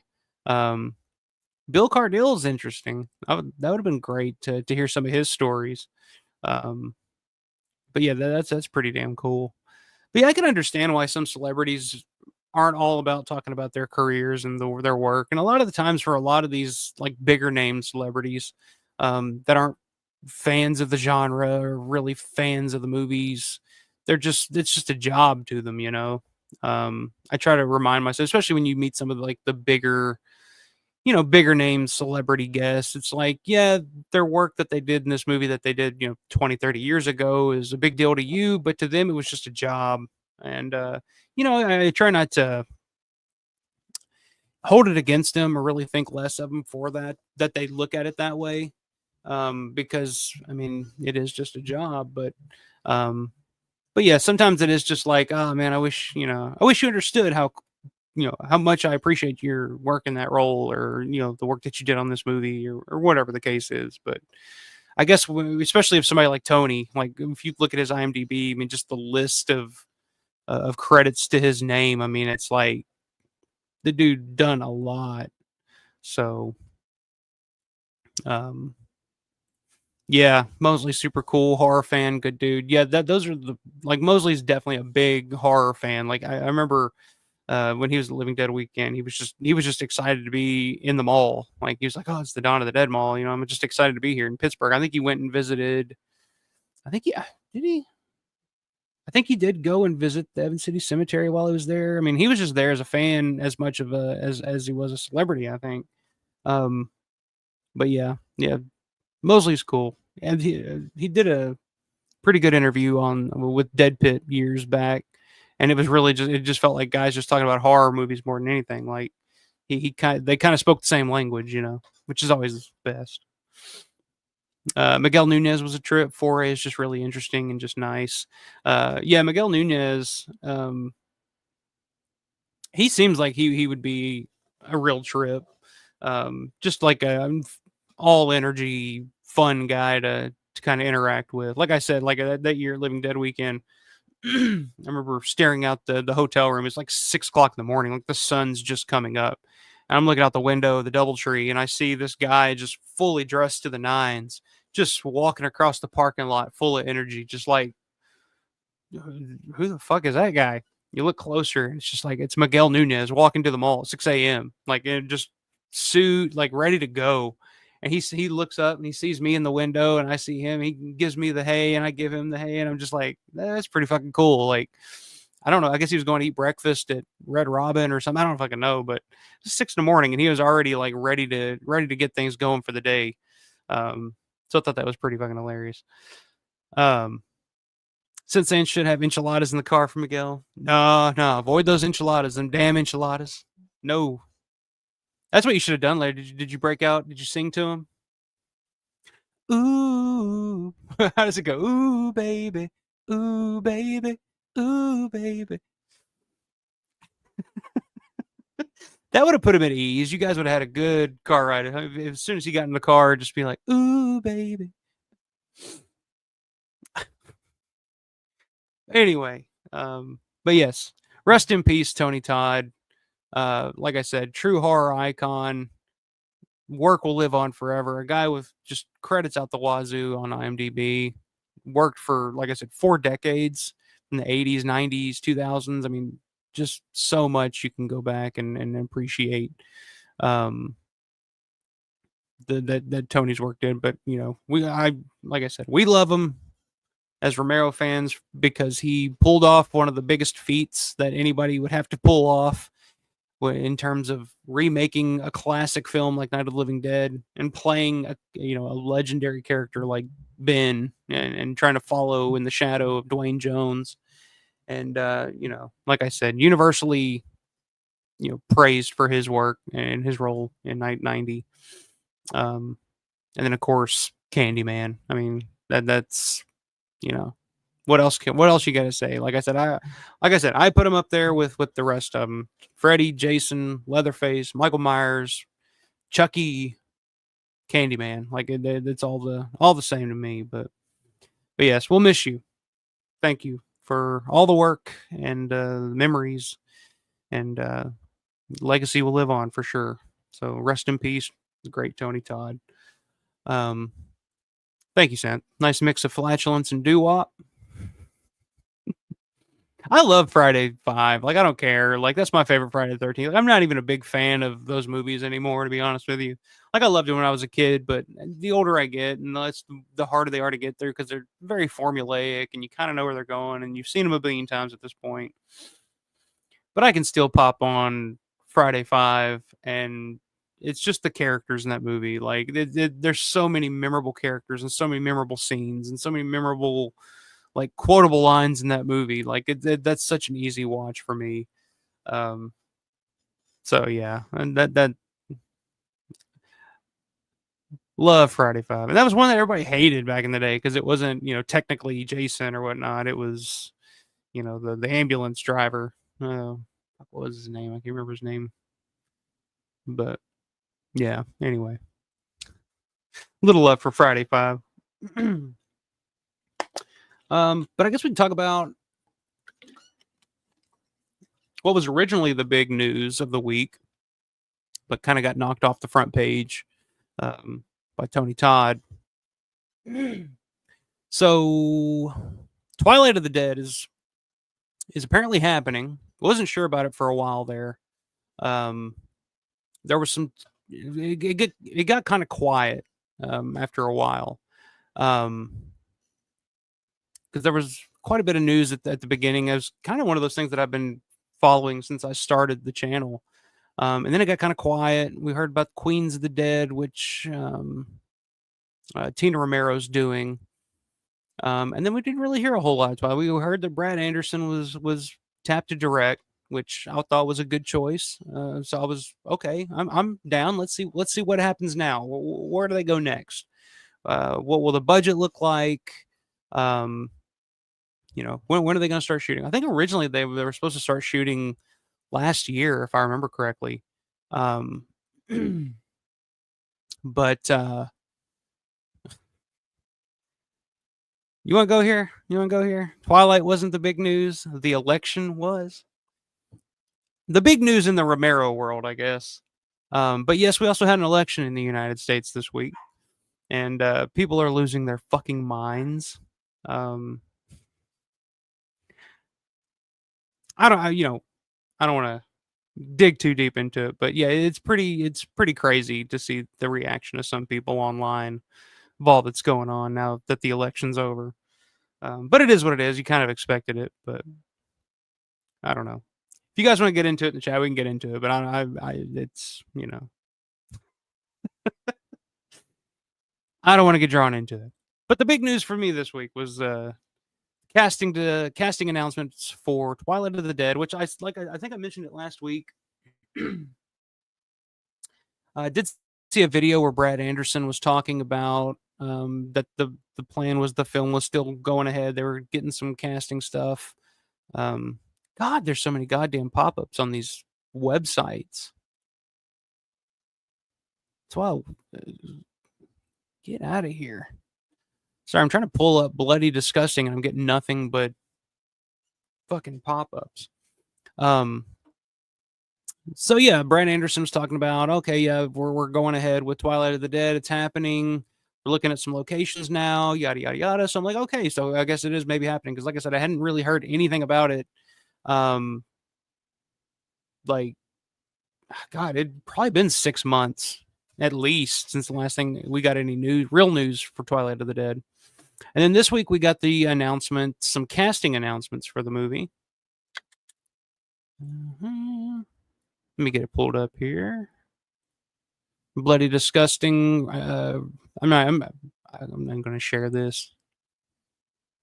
I'm going to slow everything down. And all these pop-ups are driving me out of my fucking mind. Thanks, Bloody Disgusting. But they announced that Mila Jovovich and Betty Gabriel set to battle zombies in Twilight of the Dead. Now, of course, Mila Jovovich, I guess her first role would have been Dazed and Confused in '93. She had a role in that. And then I guess her next big role would have been The Fifth Element, which is where I first saw her, I think, when I was a kid. I love her in The Fifth Element. To me, she's got two of the most quotable lines in film history from The Fifth Element. Multipass. Love that. But she didn't have very many lines in that fucking movie, but literally her main ones are, multipass and dot. Those are brilliant bits of dialogue from the great Mila Jovovich from The Fifth Element. But I guess she's mostly known for the Resident Evil series, which it's kind of a full circle moment. We talked earlier when Brandon was in here. Talked earlier about the Romero's Resident Evil script and everything, and then they kind of went in a different direction. They brought Paul W.S. Anderson, which trading George A. Romero for Paul W.S. Anderson is like trading your house for a tent, as Jim Cornette would say. Stupid fucking decision. But of course, Mila Jovovich would go on to be the star of the Resident Evil series, and that's kind of what she's mostly known for. So now that they're bringing her on board, I guess she'll play the starring role in Twilight of the Dead. And Betty Gabriel, I'm not super familiar with. I know she was in what was the big horror film? Was it Get Out? Was that her big role? I don't know. I'm not too familiar with her, to be honest with you. But I'll read here just so I'm not mad. We'll get all the facts out before we start um, injecting opinion and all that. Um, so here it is from Bloody Disgusting. Before he passed away in 2017, horror master George A. Romero had been developing one final zombie movie titled Twilight of the Dead, which that's a title that's been around since like the 90s. Like that was not even an official title, I guess, but that was kind of always the like when I remember being younger, being on the websites and stuff and seeing it because at the time it was just night, dawn, day. So like the obvious choice for the fourth title would have been Twilight of the Dead, or I remember one time it was Dusk of the Dead, like that kind of Um, I always preferred Dead Reckoning. I always thought that was a much better title than Land of the Dead. But anyway, the film is coming to life with Brad Anderson, Session Nine, The Machinist, Blood. And Deadline reports that the zombie film has found its leads in Resident Evil star Mila Jovovich and upgrades Betty Gabriel. The George A. Romero estate is teaming up with the LA-based financier producer Roundtable on Twilight of the Dead, being positioned as the final installment in Romero's Dead franchise. I know that's how it's being sold um, as Romero's final installment. Like I said, I saw the treatment that he did, and it's really not a lot. I mean, it's a couple of pages. It may be more than two. I think I said 2 pages earlier, but it felt like 2 pages long. It may be like 10 pages, something like that, if I remember correctly. It's really just a very basic outline of what the movie and the the theme of the movie would be. And basically, from what I can remember, it's basically two warring factions of zombies. Because you got to think at this point, the zombies are fully. Because I guess this is like I said in George's treatment, it takes place after Land of the Dead. It's kind of a direct sequel to Land of the Dead. So you have two factions of zombies. Um, that are, intelligent and advanced, and they're kind of at odds with each other. And then the human characters are kind of caught in the middle of it, which kind of sounds like what Survival kind of ended up being, except for they're not zombies, they're just humans. But it's a very Romero-esque theme, to say, to give it that much, I guess. Um, let's see. The original treatment for the planned project was penned by Romero himself, but Joe Netter, Robert Lucas, and Paolo Zalotti tackled the actual screenplay, which we went through the credits of those guys, months ago on a stream. Not too impressed, to say the least, with what I saw, but it is what it is. Romero followed seminal zombie film Night of the Living Dead with Dawn of the Dead, Day of the Dead, Land of the Dead, Diary of the Dead, and Survival of the Dead. The upcoming Twilight of the Dead takes the zombie terror to a fresh location, a tropical island. Twilight of the Dead is said to delve into the dark nature of humanity from the perspective of the last humans on Earth who are caught between factions of the undead. There you go. Veteran makeup effects designer Greg Nicotero and his K&B Effects group will create and lead the makeup effects. That's great news. That's fantastic that Nicotero's involved with the effects for sure. Nicotero began his career with Romero's Day of the Dead and was a frequent collaborator with the filmmaker. He is also known for working on the Walking Dead and Creepshow TV series. Let's see here. Director Brad Anderson said of the project, "I see this film in the same way as successful post-apocalyptic thrillers such as I Am Legend, A Quiet Place, The Road, and The Last of Us. Genre stories that are as emotional as they are intense. When I first read Twilight of the Dead, I teared up at the end, which is weird for a film of this type, but it has that kind of pull, that combo of horror and heartbreak that I love. I find that interesting. I would love to see it go the way, I don't know about I would love to see it go in that direction if they could take it down a similar road, quote unquote, no pun intended, as The Road or The Last of Us or something like that. That would be interesting. I would love. So here's my thing. I think horror currently as a genre is in a really good, really healthy place right now, in my opinion. Um, I see a lot. I see a lot of shit, no, for sure. But I mean, just Terrifier 3. I mean, just the success of that, an unrated, low budget horror film. I mean, I think I read today that it just became the highest grossing unrated film ever made.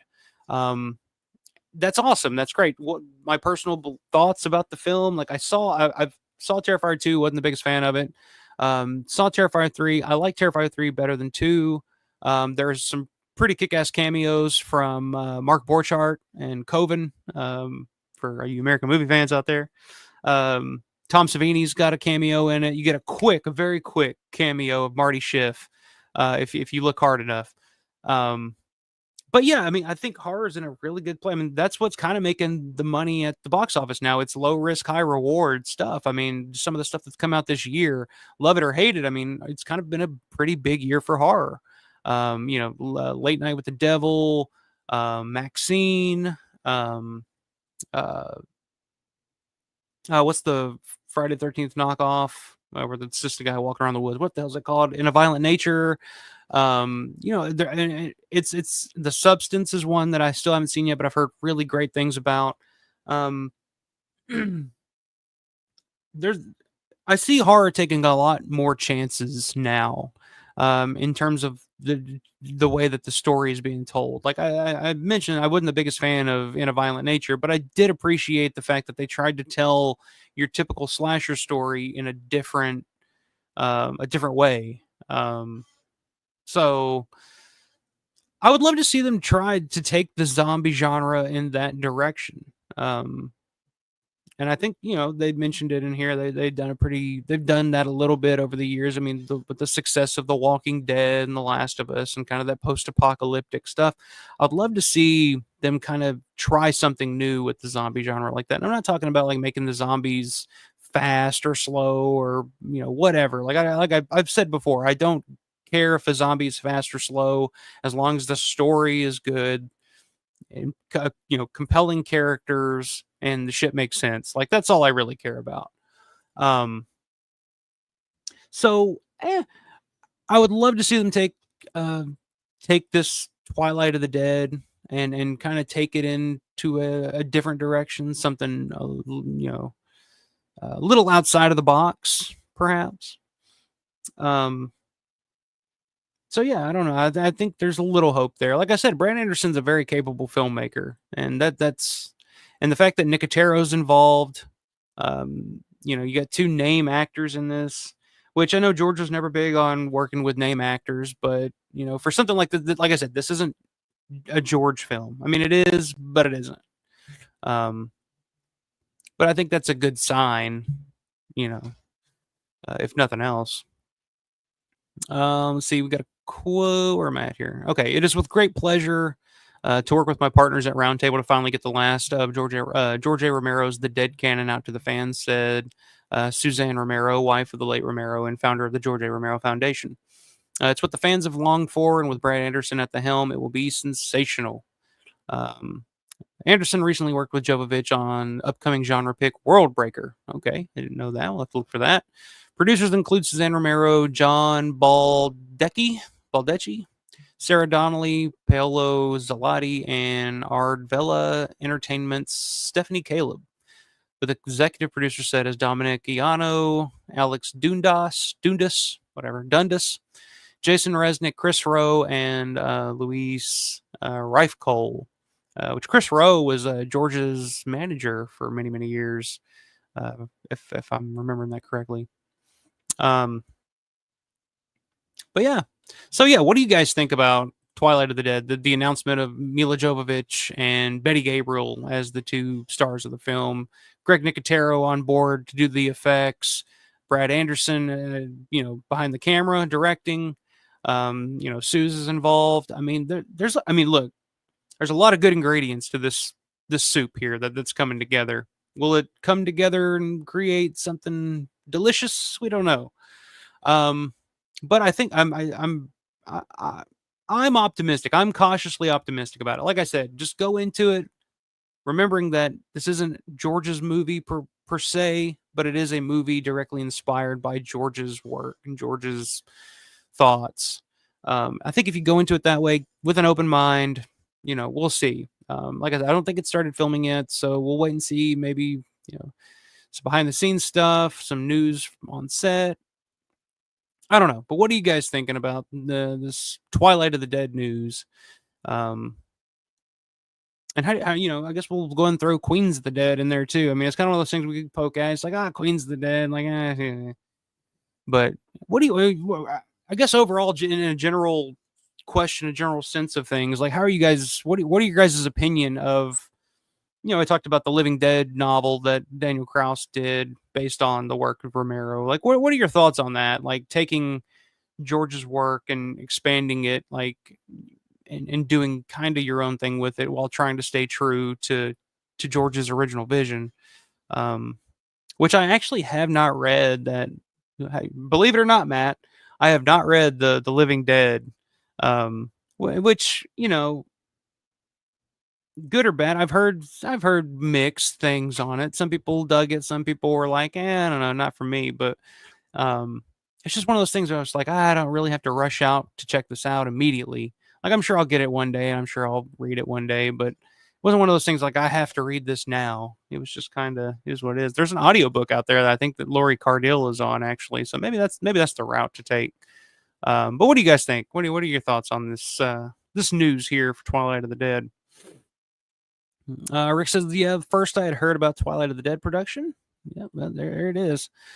Since says Mila may bring the Resident Evil vibe, which is bad. Who knows? Yeah, that's kind of one of those things you kind of worry about. You see, because I mean, I guess at this point, anytime you see Mila Jovovich, you kind of automatically think back to Resident Evil, because I mean, she was kind of the main star. I mean, what 6 or 7 of those movies were made, so um, but I don't know. I'm kind of okay with that casting of Mila Jovovich, because she is, a good looking actress for sure. I mean, we can say that. So that's a big plus. But at the same time, like, she's kind of, I don't know, it kind of feels like she's been tested in the genre. Like, she kind of, we know that she can play a believable female badass character fighting zombies, I guess. Um, so I guess that's one way to look at it, that she's been tested in the genre before. So I don't think it's a terrible casting choice at all. Like I said, I love her, and The Fifth Element. Her role in Dazed and Confused is very simple. I mean, she's just kind of the stoner chick, out there. Um, but I think she's awesome in it, but hot in it too, more than anything, I guess. Um, yeah, let's see here. Since I'm best to stay out of the political shit here, I hope. Safe haven. Yeah, let's not get into it. Um, which, I mean, it's crazy that people get so damn wrapped up into it. Yeah, it's interesting. I mean, but it is what it is. Like, let's everybody chill out. Like, we're all gonna wake up tomorrow. We're all gotta go to work. We gotta pay our bills. Nothing's gonna. It's all gonna be the same. Everybody relax. Everybody relax. Take it down a notch. Take it down a notch. Larry said, better off not talking about the election. You're on the right track. Okay, yeah, we'll just we'll keep it moving. We'll keep it moving here on the right track here. Since saying, yeah, Anderson is a hack. Okay, so okay, you're talking about Paul W.S. Anderson, not Brad Anderson. Okay, I had to figure out which Anderson you were talking about there. Because yeah, I need to see Session 9. I've heard good things about that. The Machinist, I remember watching when it came out. I thought that was interesting, if nothing else. But I don't guess I've seen too much other than that. That he's done. So I'll definitely need to dig into a little bit more of his work to kind of get a feel for his style, and try to piece together, what a Brad Anderson Romero film, zombie film, is gonna look like. Um, since then, could have called it crep- Crepuscular Dead. Okay, that's an idea. Rick says a good Netflix series that was more fantasy from Australia, where people come back from the dead but not as zombies, was Glitch. Never heard of it. I don't watch a whole lot of Netflix. I kind of quit Netflix a while back. Um, just a lot of their shit just looked the same, felt the same. Like, it just, like, I love, like, I'm interested, like, I'm really excited to see The Substance. I just like movies where I feel like I'm in the hands of somebody who doesn't give a fuck. Like, that'll do anything. Like an Ari Aster or Brandon Cronenberg or something like that. Like modern filmmakers like that.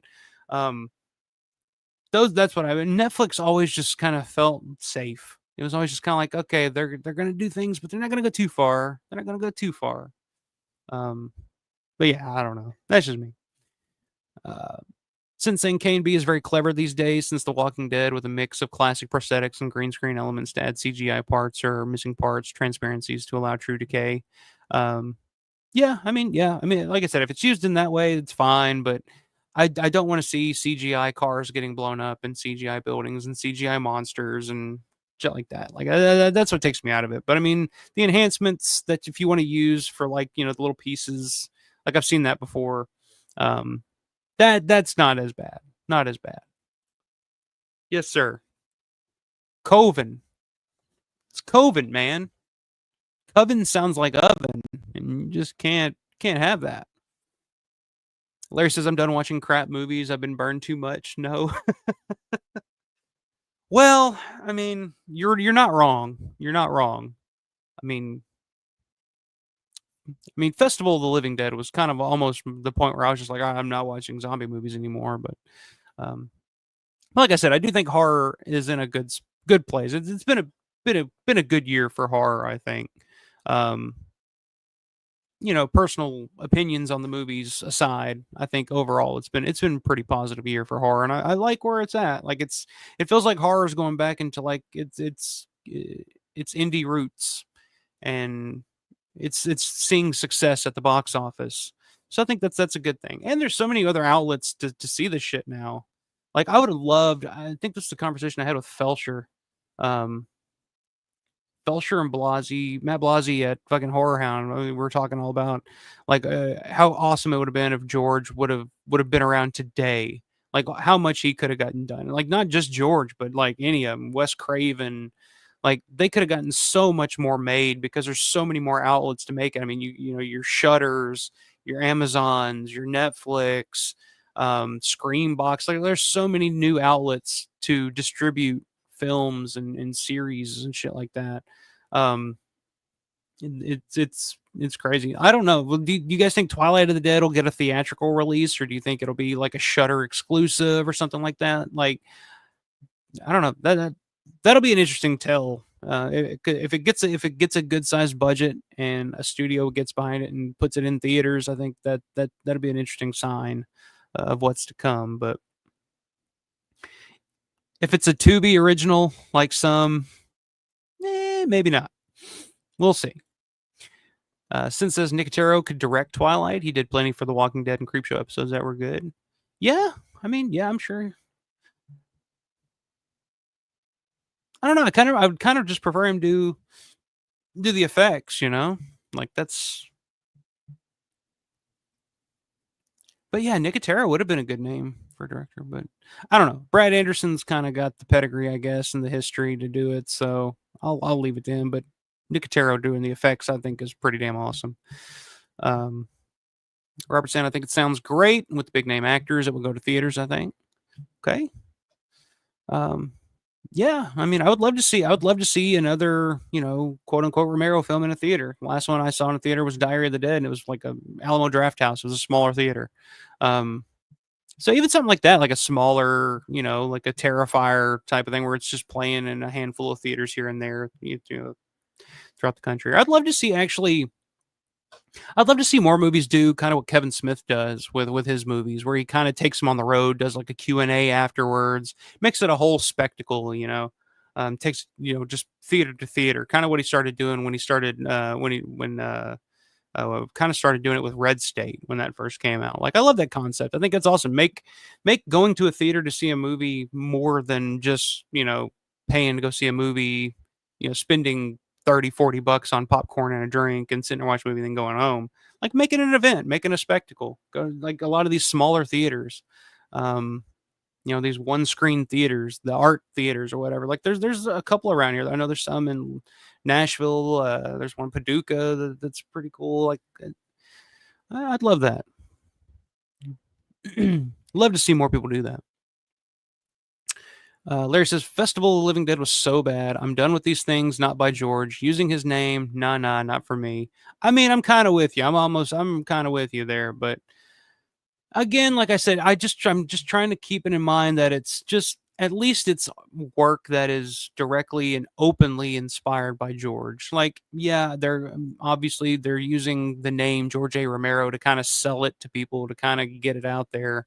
Um, but it is what it is. If somebody's gonna do it, I would rather it be done with somebody like Nicotero involved, with a quality filmmaker involved, and hopefully they get a good budget behind it, get some good marketing, get good distribution, and if nothing else, like let's say best case scenario, if nothing else, it'll keep the name George A. Romero on the marquee. You know what I mean? Like it'll keep his name out there to possibly a younger, newer audience. Like some teenage, early 20-year-old kids will go to the theater to see this new movie, The Twilight of the Dead, or what is that? George A. Romero's Twilight of the Dead. What the hell's that?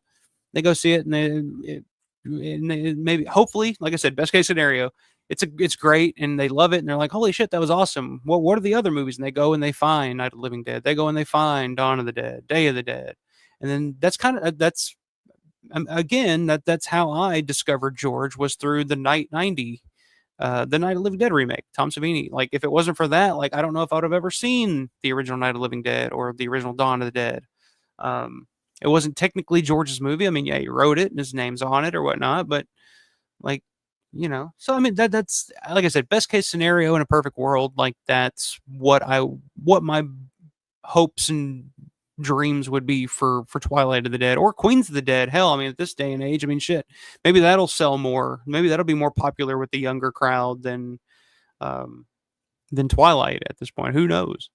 But again, like I said, if nothing else, it'll keep George's name on the marquee. It'll keep his name out there, and maybe a new generation of fans will grow from it. You never know.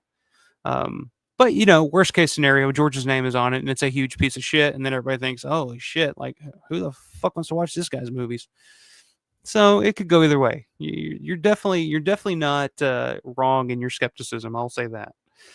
Because God forbid somebody sees Festival of the Living Dead and thinks that that's what Night was, or that's what George's movies were. Like, hey, but yeah. Since then, but did you read the Susanna Sparrow book? That's been a conversation again this week. Larry, I had Larry on Facebook Messenger. He was posted a picture of the inside of the Martin novelization. And it said something along the lines of like, "Oh, Susanna Sparrow is a writer who's done many works interpreting screenplays into novelizations or whatnot." And there's just the question is like, is that true, or is that just some bullshit that they made up to kind of give the book a little more credit, or was it just all George that did that, and then maybe he added this fake co-writer to kind of give the book a little more credit? We may never know. Who knows? But like John said, maybe Gornick would probably be a guy to ask about that, because I feel like Gornick would probably kind of know if Susanna Sparrow really is a human being, if she really exists. Um, Larry says last straw was festival. I tapped out. Yeah, I don't blame you. That's definitely enough to make anybody tap out for sure. Since saying yeah, festival's terrible, watched it double speed for a while. Double is generous. I'll say that. Matt saying I'm a little hesitant about Jovovich's casting. Feels gimmicky to me because of Resident Evil. Hoping that's not the case. I'm remaining cautiously optimistic about the film. Yeah, like I said, it definitely could just be. It could be gimmicky. It could be interpreted that way. Um, and again, like I said, maybe she's been tested, I guess, but with the zombie genre. Um, which I guess like those movies or not, I guess they were successful enough for them to keep making them. So what the hell? Um, Rick saying Netflix became cookie cutter productions. Yeah, I kind of got that vibe. Like it was just kind of like every documentary, quote unquote, just kind of follows the same formula, and I don't know. Matt says, "Don't give up on Netflix until you see Midnight Mass. I'm telling you, it's fantastic." Yeah, that's one I need to see. The other one that I saw, I think it's on Shutter right now, is that fuck, what the hell's it called? The Oddity, I think is the one that you mentioned. That's on my watch list. I'll definitely be checking that out soon because I've heard good things from quite a few people about that movie. Um, But yeah, yeah, Midnight Mass on Netflix. Yeah, I'll check it out. I did really enjoy um Legend of Hell House or whatever the hell that series was called that that old dude did. I did really enjoy that. I really really liked that. So Midnight Mass was. I'll check it out at some point. I got to make time for this shit, man. Everybody, there's so much I need to see. Still need to see Session 9. I got a pile of Blu-rays and shit over here that I've bought and haven't watched yet. And I'm like, I just always end up watching the usual suspects, the same shit. Like tonight, like before I came on here, I was like I said, I got this pile of Blu-rays and shit that I bought. I should probably watch one of those, or I could watch the 4K of the Texas Chainsaw Massacre, and that's what I ended up doing. And what a goddamn movie! I've loved Texas Chainsaw Massacre. That movie's really underrated. It doesn't get talked about and doesn't get enough love for the cinematography. Like I know people have mentioned it before, like Daniel Pearl, and of course Daniel Pearl went on to have a long, successful career as a cinematographer. But everybody always talks about like, oh, it feels like a grainy documentary style film and all this stuff. But really, if you watch the way that the way that he moves the camera and kind of tells the story and builds the tension with the camera movements, and I mean everybody knows the famous shot where it goes underneath the swing and you see the house, and Terry McMinn's walking up to the house, and the house is so everybody talks about that, but I mean just the whole movie, I mean just so like so many artful shots and stuff that really add to that movie in a way that I just don't feel like people talk about enough how great cinematography in that movie really is. Um, but anyway, Stranger Things, really love Stranger Things series. Yeah, I was a big fan. I was a big fan of the Stranger Things series, I guess until the most recent season. It got to a point where they looked so grown at a point where it was just kind of like, all right, all right. And again, it's kind of that thing where it's like these once in a lifetime things happen, and it's just like it keeps happening, and it never seems to end. It's just like, okay. That's one of my biggest pet peeves about shows in general. Like I love Cobra Kai. Like that's another Netflix series that I kind of gave up on because after last season, what season would that have been? It just felt final. It was like, okay, that's it. Like the story's over. Like I'm fulfilled. Like this is where it ends. And then they do another season, and then it's just like I'm done. Like the story's over to me. Like I don't need it anymore. Like I'm good. Like I don't need any more. Like it came full circle. I just feel like a lot of shows and shit get to the point of like when they started doing the NWO Wolfpack. You had the red and black NWO versus the white and black NWO, and then you had the Latino World Order, and then it's just like at some point it's just like, all right, yeah, the story was awesome at first, but man, as it jumped the shark, and it's just going on way too fucking long. Um, just my opinion though. Rick says this true Netflix and Amazon Prime, Hulu are devouring production capital to making many stories that would otherwise not have been produced. Yeah, yeah. I mean, I think that's true. That is a positive. I mean, like I said, it is more outlets for shit to be made. Um, and like I said, I would love if that would have come along, late '90s or something like that, like George, Wes Craven, which I guess Wes Craven was kind of always he never really had a lull there, even at the end of his career. He was cranking out like Scream 4 and Red Eye and Cursed and whatever you think about those movies. I mean, they were still, big budget, wide release movies. But you think of guys like Romero and Toby Hooper and um, guys like that kind of struggled to get shit made at the end of their career, and get the good distribution and get eyes to see it.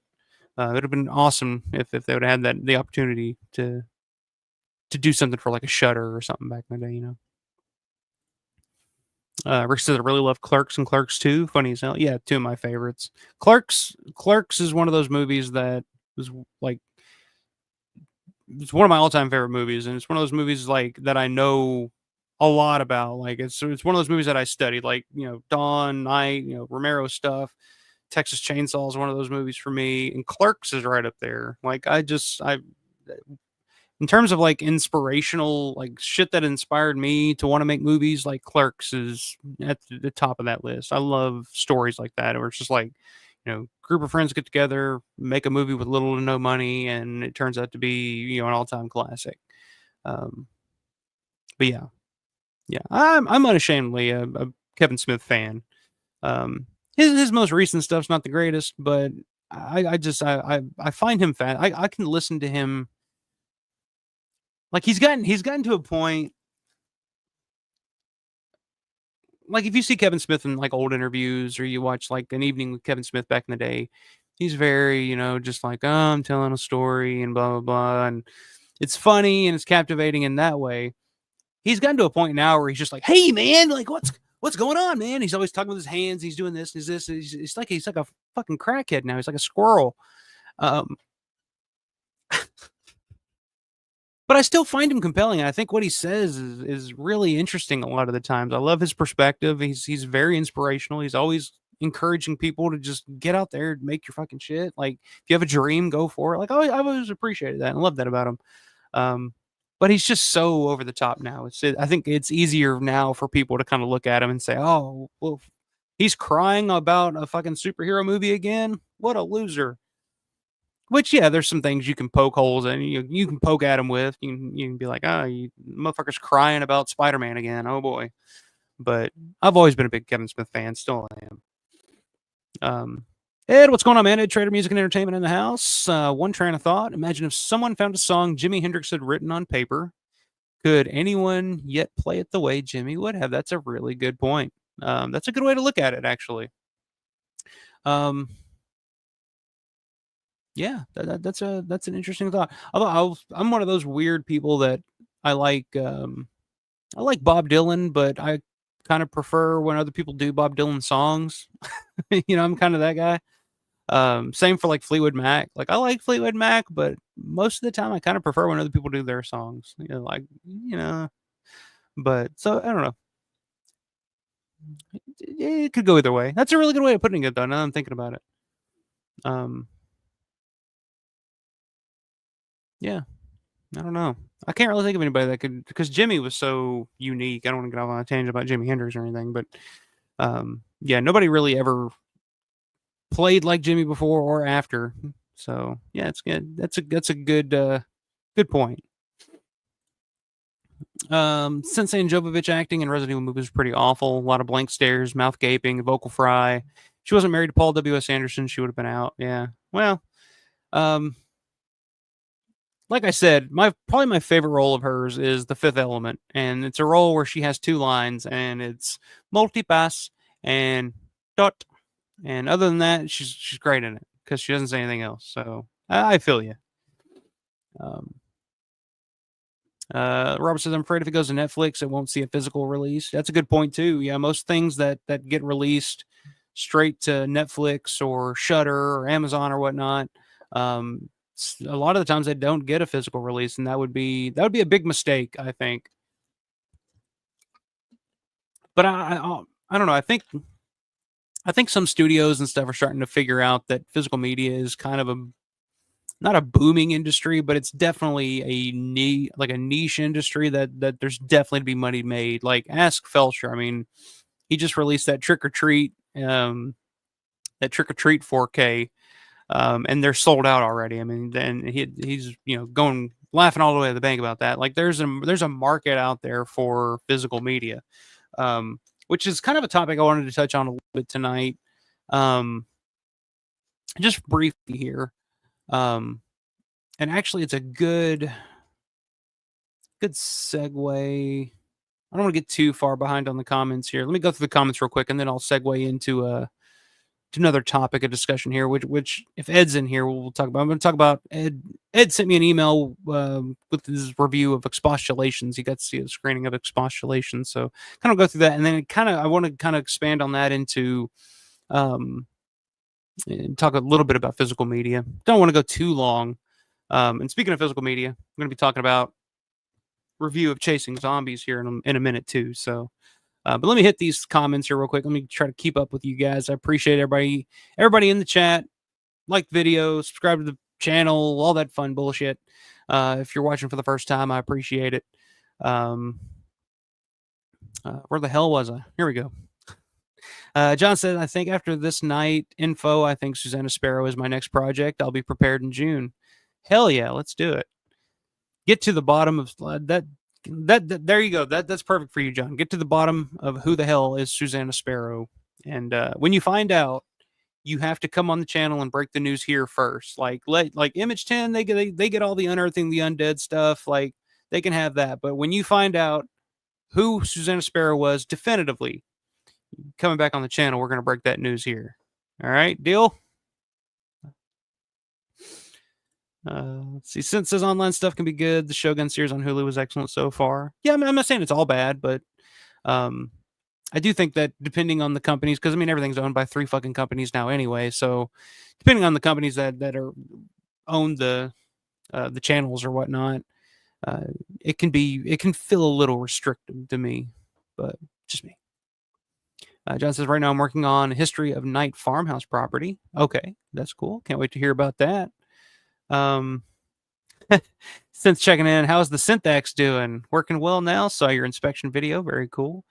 Yeah, that's pretty damn cool to find out about that Syntax. Didn't know that, but find out they're so rare and so unique. It's pretty damn cool that you have one. Let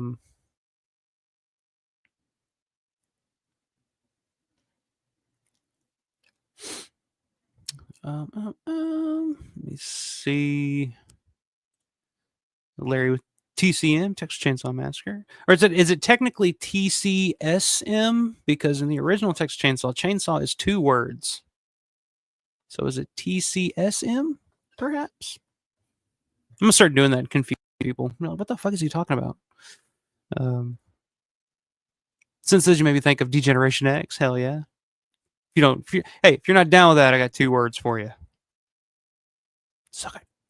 Ed saying great NWO drop was like the 20th version of the 4 Horsemen. Yeah, it was like the version of the 4 Horsemen with Mongo McMichael and Dean Malenko. Yeah, that's how a lot of TV series feel that way to me. They just kind of go and go and go. John says, thanks, Synth. I honestly haven't picked it up recently because I've been so focused on the night stuff, but it still works. Sometimes the low string doesn't respond, but I get back by losing it. Very cool. What's up, man? Brett in the house. 1911 Guitar Dude joining the chat late. R.I.P. Tony Todd. Hell yeah. I hope Twilight of the Dead introduces George's name in a good way to the next generation. Stranger Things did that when they watched Day of the Dead in the theater. That's true. Yeah. Who was it that mentioned that? It's one of the streams. I think it was the Day of the Dead stream. So one of the guys, I think it was the Zombie Historian, was his name. I don't know if he's in here watching tonight, but mentioned that he taught at I can't remember what college it was, but taught zombie mythology or whatever at a college, and a lot of the younger generation knew Day of the Dead more so than they knew Dawn or Night because of Stranger Things. So I would love to see that same effect happen with these new, the Twilight of the Dead, Queens of the Dead releases. Hopefully they're good, and like I said, people don't think like, oh, this is what George Romero was about. Like, what shit is this? Yeah. Thanks for dropping in, man. Good to see you as always. Let's see. Since says I was a View Askew and Smodcast guy for years, but he fell off. Yeah. Smodcast I was a big fan of. They kind of haven't done that in a while. I know here. I think he's doing something with his daughter now, and I love him to death, but I can't stand his daughter. Like, she's just the epitome of somebody born and raised in L.A. We'll just say that. Since the same as the pianist conductor of classical works, Bach is played different by everyone. Very true. Sent to someone that is broke lately and tired of hard to find stuff. My favorite physical media is my hard drive. Yeah, that's probably the smarter way to go with the prices that some of this stuff's going for now. Robert says collecting physical media is my hobby. I've been doing it for 20 years. Yeah, I've been doing it forever. But I've never really looked at it as like collecting physical media until recently. It's more just been about like, I want to own this movie, so I always have the option to watch it whenever the hell I want, Rick said, I agree with 1911 Guitar Dude using a generation ironic reference in period shows the like Stranger Things by watching a movie like Day of the Dead in a scene kind of validates the point. That's true. John says that's good with me because it isn't Image 10 related. Hell yeah. Okay. All right. I'm holding you to it. Watch you do it, and then like fucking Rubenstein comes out of the woodwork and he's like, oh no, there's gonna be some litigation coming your way. Like, fuck. Well, I got his attention now. Hey, Richard, you want to come on? Let's see. Robert says Seinfeld is finally getting a Blu-ray and 4K release. I'm excited about that. That's one thing. Like TV shows, I've never been like, oh, I got to see that in 4K. I'm pretty good. Like most, which I'm not. Like I said, I'm not a huge TV show fan, but like the ones that I do have, like I have the whole All in the Family box set collection, the entire series of that. I'm good with it on DVD. Like I'm good with that on the like shows because they were filmed on video, most of them anyway. So, which I think All in the Family may have been shot on film at that time period actually. Um, Kaysen says, "Cool, glad to hear. We'd love to hear you on." Okay, so Stent's trying to hook up something with John there. And watching the movie Doctor Sleep, Stephanie King while chatting. Wow, what a chiller thriller, good movie. Yeah, that was another one that was like, it's not bad. But again, it's like trying to do a sequel to The Shining. Like it's kind of, you know, hallowed ground in my opinion. But Stephen King is what you're saying, not Stephanie King. My bad. Trying to interpret things here. But yeah, I just wanted to bring this up real quick. Buddy here in the chat, Ed Trader, Music and Entertainment, was had the opportunity to check out the Expostulation short film, which had been lost for many years. That that George and Late Image were working on back in the day, pre Night of the Living Dead. They finally found, which I guess one of the segments in the film, which he kind of explains it here in this email. And they were able to restore it and put um, a not monologue, but a dialogue track over it, done by Terry Alexander, of course, from Day of the Dead. So we got a chance to check it out. He was part of, I think he helped donate to help it getting restored, getting back out there. But I just wanted to read his email here, his review of what he saw and what he experienced. And let's see, let me get it up here. So yeah, so this is his review of Expostulations here. So this is from Ed Trader, Music Entertainment. The film is in pretty decent shape with the usual pops and lines. Pieces of it run smoothly from frame to frame. While a lot of the film is really jumpy, the colors are not all that sharp, but good enough for a film of this nature. You can tell the film wasn't properly lit. They were young filmmakers after all. It looks like it was shot during dreary, rainy days to begin with, which the lo-fi film really fits the storyline and the way it was shot. There was a park scene where the sun was shining more, so that part looks a ton better. So basically, I mean, yeah, I mean, it was low budget. I mean, they were just kind of doing what they could with what they had. I don't think they really had much of a budget on it at all. Um, but let me see here. So no, Terry did not do the voiceover in his Jamaican accent. So in case you were wondering about that, the voiceover says the film is a straightforward allegory. And spoiler alert for anybody who doesn't want to watch this or listen to this. This little kid makes the comparison of his dad being a lion while the neighborhood is his pride. And as with most Romero movies, there's plenty of nicotine on screen, so a lot of smoking for sure. Russ Strander said that this film was supposed to be a series of 5 stories, all silent, with each having different poem-style voiceovers. Only this one has been found, so we have about 23 minutes of the entire film. I asked Suzanne about the lineage of this film as to where it has been the past 60 plus years. She said George had boxes of film and had no idea that this segment was in there. George said he was told the entire film was lost in that flood at their old office building. I also asked Suzanne about the future of what we do have. She said they have no idea really what to do with it. 23 minutes really isn't enough for a full release. If you have any questions, feel free to ask. Stay scared, Ed Trader. Thanks a lot, Ed. That was cool to get he sent a couple of pictures too. My shit's kind of janky right now, but a couple of photos from what he saw, and I think it's a good question. I mean, it's something that I think all Romero fans would like to see. I know I would like to see. I'd love to see the entire thing, but I mean, just from a historical standpoint, I'd love to see anything from that time period in the latent image, like old commercials, stuff like that. Which we talked with John, and John mentioned, the story's always been that everything was lost in that flood. Everything was destroyed because they technically they were supposedly kept everything in the basement of 247 Fort Pitt Boulevard. And but according to John, his conversations with Bob Rutkowski, I think was his name, Bob Rutkowski, they kept everything on the fifth floor. So, or a lot of the important film elements and stuff. So a lot of that stuff shouldn't have, wouldn't have been destroyed by a flood. So who knows what's still out there that hasn't been discovered yet that wasn't destroyed in the flood? Because a lot of people that would say that the flood destroyed everything down in the basement weren't actually working at the latent image at the time that the flood happened. So it's all kind of secondhand information. Um, so who knows? Maybe we'll find um, the rest of expostulations. But what they could do with it. I mean, obviously, a 23-minute segment would not. You couldn't do a single physical release for that, I guess. But what I think, and especially with more that's being discovered with Night, John talk about the behind the scenes film that was discovered, the color footage that was found. There's so much more they could do. Honestly, they could do another release of Night of the Living Dead.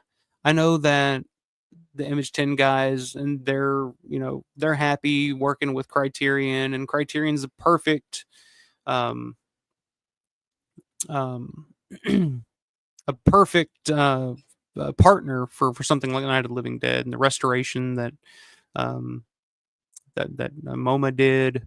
Was it MoMA that did the restoration on that? Oh, I'm blanking. Brain's shutting off. But yeah, I think that Night of the Living Dead could use another release, and I think something like Expostulations would fit perfectly as a bonus feature on something like that.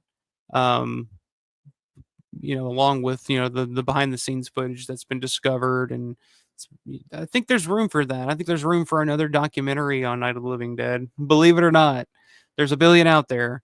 But I would love to see more. I mean, discovering more people that were involved. Um, there's more you could do with it. I don't know if Criterion will ever do another release of Night of the Living Dead. They've already done the Blu-ray, they've already done the 4K, they've done the box set. So I don't know if they'll ever do another release, but I think there's enough out there bonus feature wise. I'd love to hear another commentary track. Um, I'd love to hear a commentary track with Jim and Gary. Jim Serenella and Gary Striner. There's more you can do with Night of the Living Dead, and I think that if Night of the Living Dead had a release, like a Second Sight box set release or an Arrow release or something like that, I think horror fans and physical media collectors would lose their goddamn minds.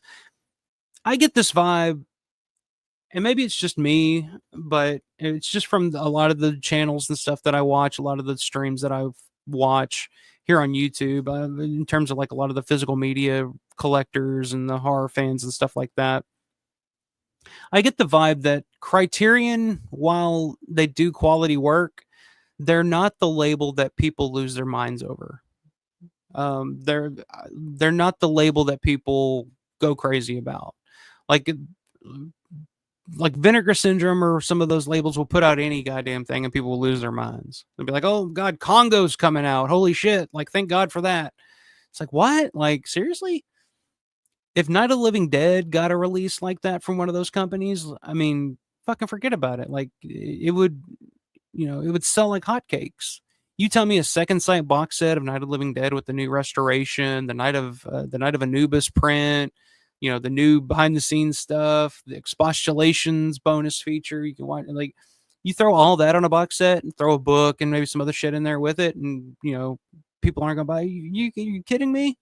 Um, and the Criterion release is great. You can throw all the shit that was on the Criterion release on there for all I care. The Criterion stuff is great, but I just feel like in terms of like profitability and getting it out to the horror fan physical media collector, I just never get the vibe that Criterion is like, you know, which, on the same level as a lot of those boutique labels like a Synapse.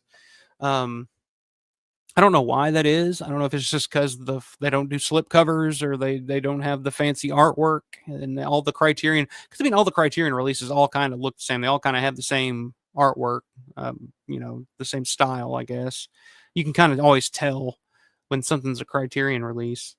But I don't know. That's just something I was bouncing around in my head. I'm just like, if they did like another Night of the Living Dead release, but like a 4K release from a Scream Factory or something like, which they've done some similar stuff, overseas, in some different countries. But I don't know. That's just what I was thinking about. What could be done with it, something like expostulations or that new that is it 8 millimeter Super 8 footage from behind the scenes in Night of the Living Dead, like all the stuff that's being discovered now. There's got to be an outlet for it. There's got to be something you can do with it, and I think there's room for another Night of the Living Dead release. Believe it or not, the movie that has been released by more labels and more companies on more formats than any other fucking movie in the history of movies. I think um, there's always room for more Night of the Living Dead in my book, but that's just me. Um, Larry, I'm curious to get your thoughts about Chasing Zombies. I'll get to it in a second, man. Um, yeah, I bought this copy from Larry, and he was kind enough to sign it for me for a Far Out fan. I requested that specifically. It's like, you got to sign it, and you got to do it for a Far Out fan. So yeah, I'll talk about it in just a second. Let me get through these comments here. Since as George did a reshoot of a piece of expostulations with that actor from Diary who played Ridley several years ago. Video from Larry's channel. Okay, there you go. There's a little promotion there. Check that. I don't know if I've ever seen that actually. I might have checked that out. It's on Larry's channel. Interesting. I don't know if I've seen that or not. It's a funny note during the Zoom meeting where we watched the film. Gary Striner was on his phone. He got up halfway through the meeting, got in his car, and went to the drive-through. Gary's funny when he does the nightcast stuff. He's usually in his car in Evans City Cemetery or somewhere like that. Um, Gary's a super cool guy, and yeah, that's another thing. You watched it on the Zoom, like a Zoom call with I think it was Matt Blasey, Suzanne Romero, Gary Striner, and Russ Striner. So that's pretty damn cool, man. Um, I appreciate your review and your input on that. But yeah, I hope we get to see it soon. I hope there's some kind of plan for it. I mean, like you said, 23 minutes. There's not a lot you can do with it. I mean, the amusement park was kind of one of those things where it was like you're lucky enough that it was at least an hour long, so it could kind of be released on something like Shutter. But I think if they could put it on a like a bonus feature for a Night of the Living Dead release or something like that, I think that'd be the perfect spot for it. Um, Or hell, it's got Terry Alexander involved when we finally do get a Day of the Dead 4K. Maybe throw that on there. Hell, who knows? We shall see. Rick says that would be cool to see more in-depth documentary on Land of the Dead and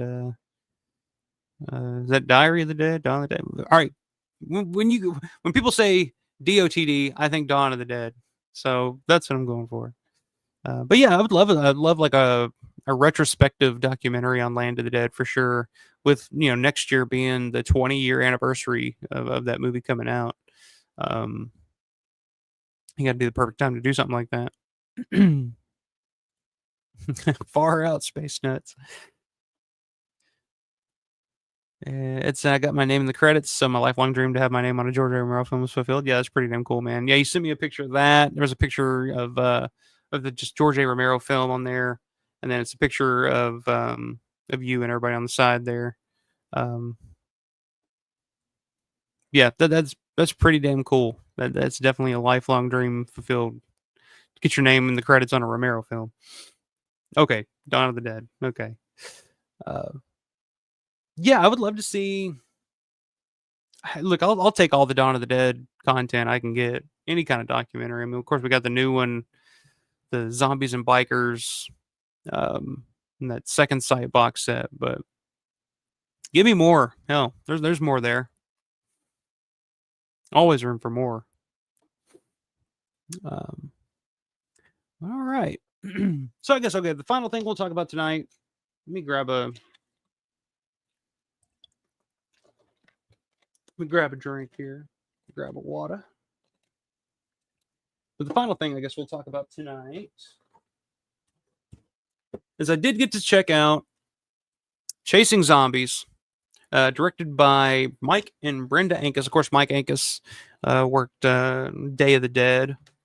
He's one of the zombies on there, and he's at most conventions. Very, very cool guy. If you get a chance to meet Mike, stop by his table. He's got all kinds of cool shit. Like, he's not just selling 8x10s and stuff like that. He's got tons of cool shit. Like, let's see, I bought this off of Mike's table last year. Here's his business card there. But he's also a filmmaker. He's been doing stuff for quite a while. And he's been working on this Chasing Zombies documentary for quite a while now. I remember the first time I talked to him was back last October at Living Dead Weekend in Evans City. And he had kind of a rough trailer for it. They did a panel. He wanted some notes. I mean, he's just very, very passionate about it and very excited about it. And I was been excited to check it out, and happy to finally be able to check it out and watch it all the way through. It is, I think it says,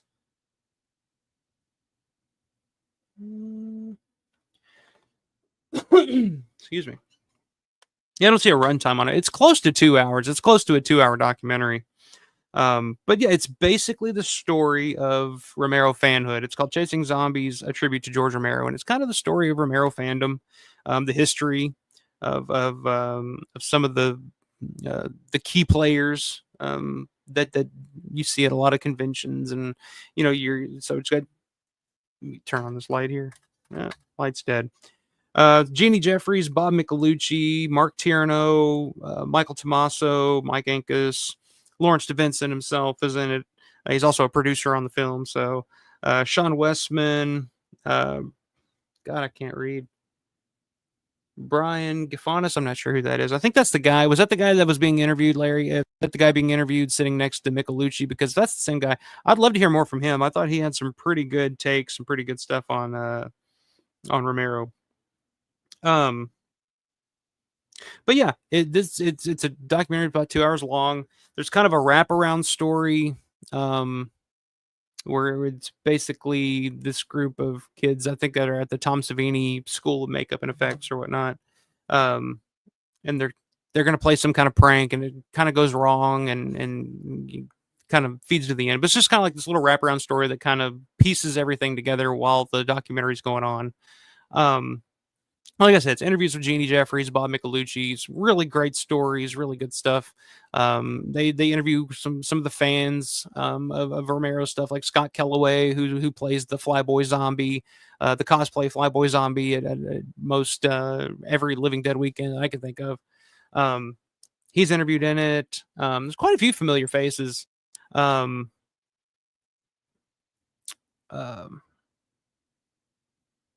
else was in there? I can't think of the top of my head, but yeah, quite a few familiar faces are interviewed for this. Larry's in it. He's interviewed in it. So it's pretty cool to see. My overall thoughts on the film, though, as a whole, I think it's a little heavy-handed at times. Like I said, it's about 2 hours long. I think it could have been cut down about a half an hour, maybe. I think the longer interviews, I think would have made for a really good like web series or something like that on YouTube. Because I remember talking to Mike about it back in, hell, it may have been back in June at the last Living Dead weekend when he was talking about it. He was struggling to figure out what to cut down, because he was like, I have so much footage and so much stuff to fit in to just try to get it to a feature length, that he was like, I'm cutting out so much cool shit and so much good shit. I would love to just see all of that stuff in like a web series or something like that. But like I said, it's cut down to about 2 hours in runtime now. And I think as a documentary, as a feature length film, I do think there's definitely some stuff that could be cut out and shortened a little bit. God bless them. I'm sure they're good kids, but I think the wraparound stuff, the stories and that, some of that really slows the pacing of the movie down, in my opinion.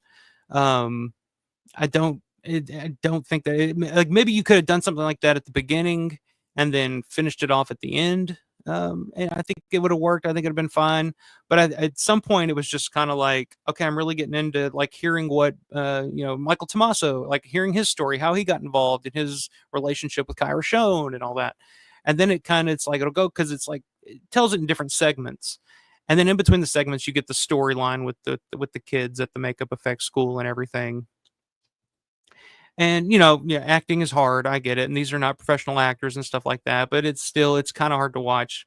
Like there's one scene in particular, like where they're having a three-way conversation on the phone, and the scene kind of feels like it goes on forever. Like it kind of goes on way too long, and they're basically talking about something that's not particularly important to the overall film. I don't know how to explain it.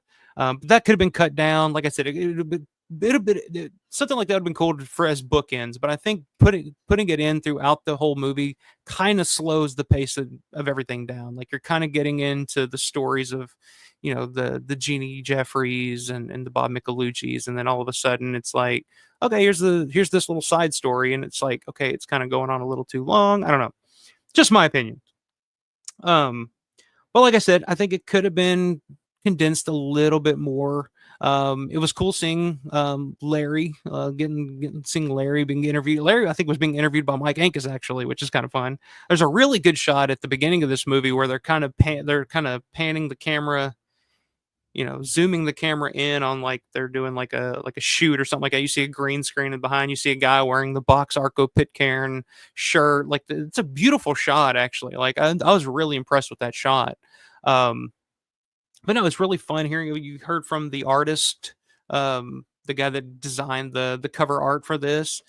It was really interesting getting his perspective and hearing some of his stories on it. One of the things that he said that I thought was really interesting when talking about Dawn of the Dead and seeing it as a kid, as a white kid in suburban America, it's like to him that was kind of the first time that we saw like a black action hero. Ken Foree as Peter in Dawn of the Dead is like a black action hero for like white kids in the suburbs. I was kind of I was like, yeah, it's like we had the black exploitation stuff, but most people didn't see that back in the day. Like if you were growing up in like white suburbia or whatever.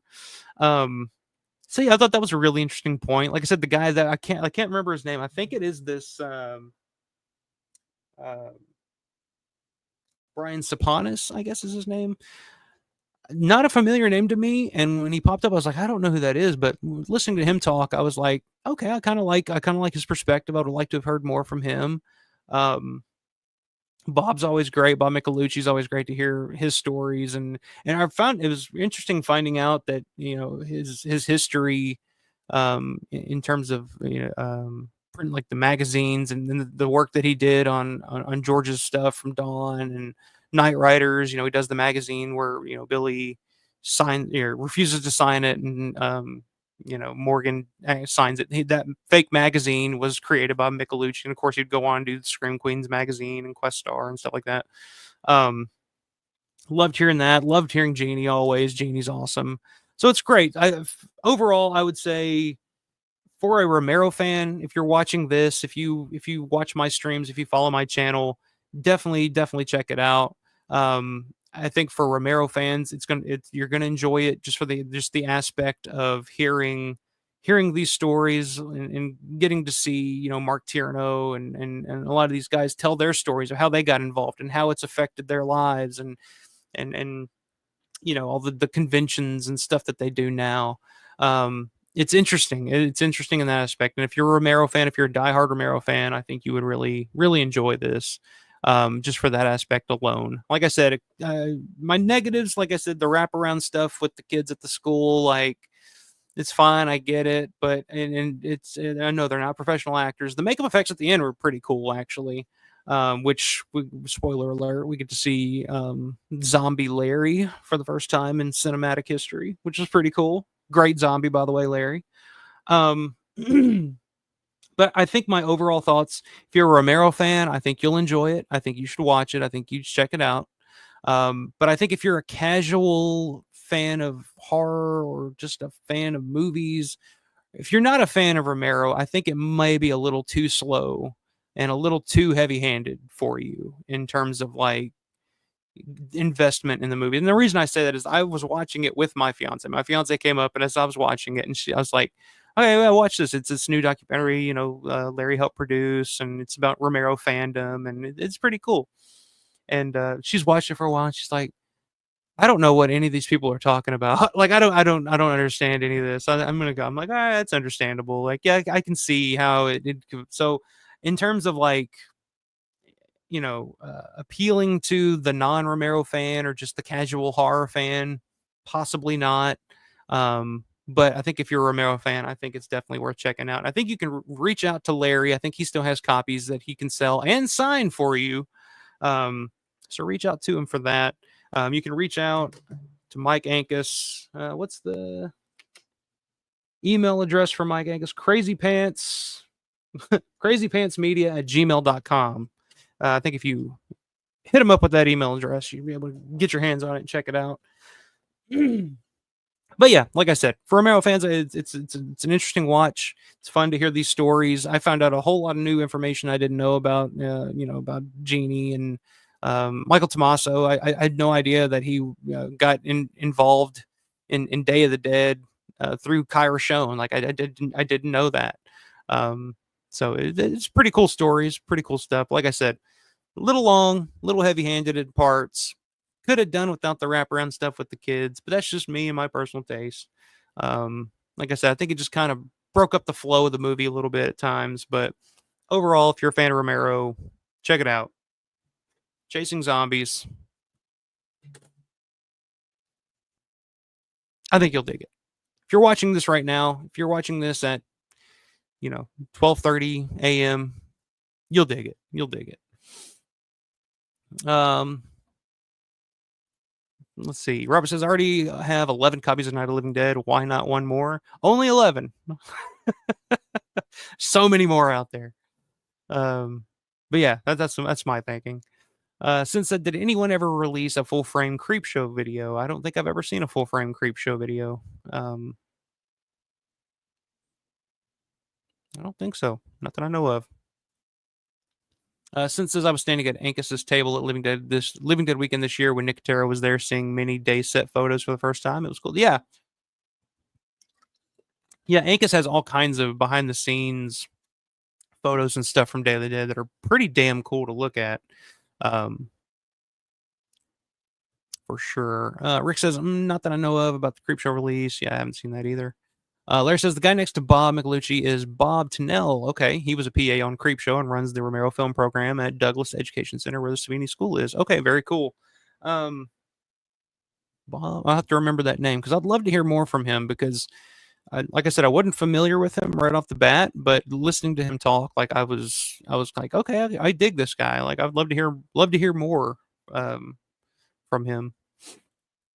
Larry says fair criticisms. It's saying I truly understand how hard it is to cut down a labor of love. Yeah. My first cut of my documentary on drummer Cozy Powell was over 4 hours long, and then having to cut it down to half of that. Yeah, it's always tough.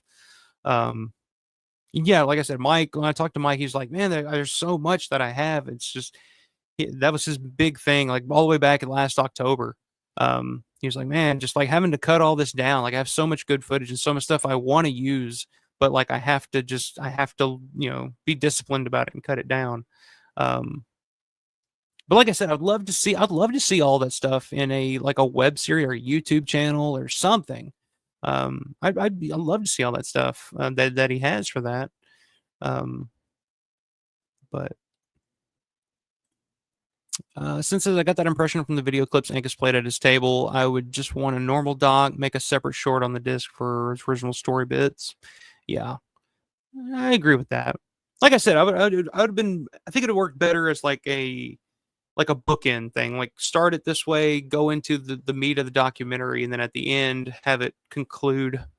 I think splitting it up throughout the whole movie was just kind of it kind of broke up the flow a little bit to me. Larry says they should have gotten to me becoming a zombie sooner. I agree. My makeup was done by Jerry Gergely. I can never pronounce that guy's name. Is it Gergely? I think it's Gergely, isn't it? Jerry Gergely, who runs the Savini School, my makeup appliance, was the Remy Zada appliance from Two Life. Oh, that's really cool. I had no idea. Did not notice that. But yeah, Jerry's always at the Living Dead weekends and stuff. He's always got his work there. He's really, really talented guy. I think his first was Flesh Eater. I think was his first job as an effects artist, if I remember correctly. Um, yeah, that's cool. I had no idea about the Two Evil Eyes thing. That's pretty damn cool. Since Larry's acting bits on his tour were great, makeup would add that extra spice. Oh, Larry does a fantastic zombie, and for no other reason, check out Chasing Zombies. You gotta see Larry's zombie. Yeah, I was gonna ask you about this, Larry. Said he kept his makeup appliance. How long did you keep that on? Did you wear that the rest of the day? Because I would have just wore it the rest of the day. I'd have just kept that sucker on, slept in it, got up the next morning until it was just starting to just fall off my face. That's a pretty damn good makeup and a pretty good zombie performance too. I gotta say, thumbs up on that one. Um, those are those things that us Romero fans have always we've been practicing for for the day that somebody asks us to be a zombie in a movie. We've been practicing and preparing for that our entire lives. So, yep, here you go. Since see my interview with Michael Tommaso from here in Living Dead Weekend, I remember watching that. There's a link to it right there if you can check that out. Tommaso's a really interesting, really good guy, really nice guy. I love him because he records everything. Every panel, every Living Dead weekend I've ever been, if he's there and there's a panel going on, he's got a camera set up and he's recording it. So he's probably got hundreds and hundreds of hours of footage from panel discussions and anything from Living Dead weekend, or I guarantee anything he's ever had. Never heard anybody say a bad thing about Michael. Rick says, do they still do the Dawn of the Dead tour at the Monroeville Mall? Well, the guy that does it is in the chat. Larry himself, WGON TV, created and curated that tour. He does it every year at Living Dead Weekend. Rick, I don't know if you've ever been to a Living Dead Weekend. There's one coming up next year in June. If you haven't been, man, make the trip and take Larry's tour. I took it twice. It's the tour so nice, you take it twice. Because Larry does a great job, and it's an immersive experience. It's like a 3-hour long tour, and you're gonna see. So, like, the years have gone by. The mall has changed.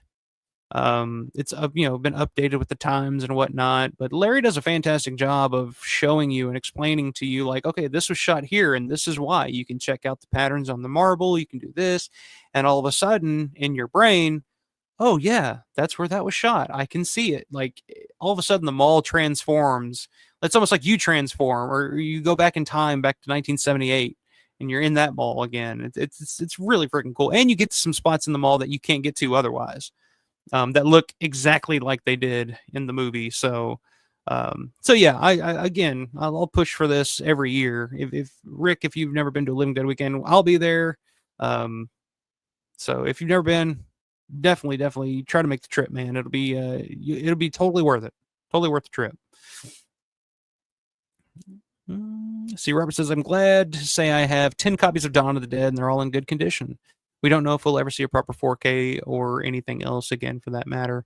There's got to be. I mean, this is a constant point of conversation, but there's got to be a U.S. release of Dawn, a 4K release of Dawn. I'm sure at some point somebody's going to have to do it. I mean, Rubenstein's going to have to give up the rights to it. It'll either be he'll give up the rights, or we'll have to wait until he dies or something like that before we get it. But there will be something eventually.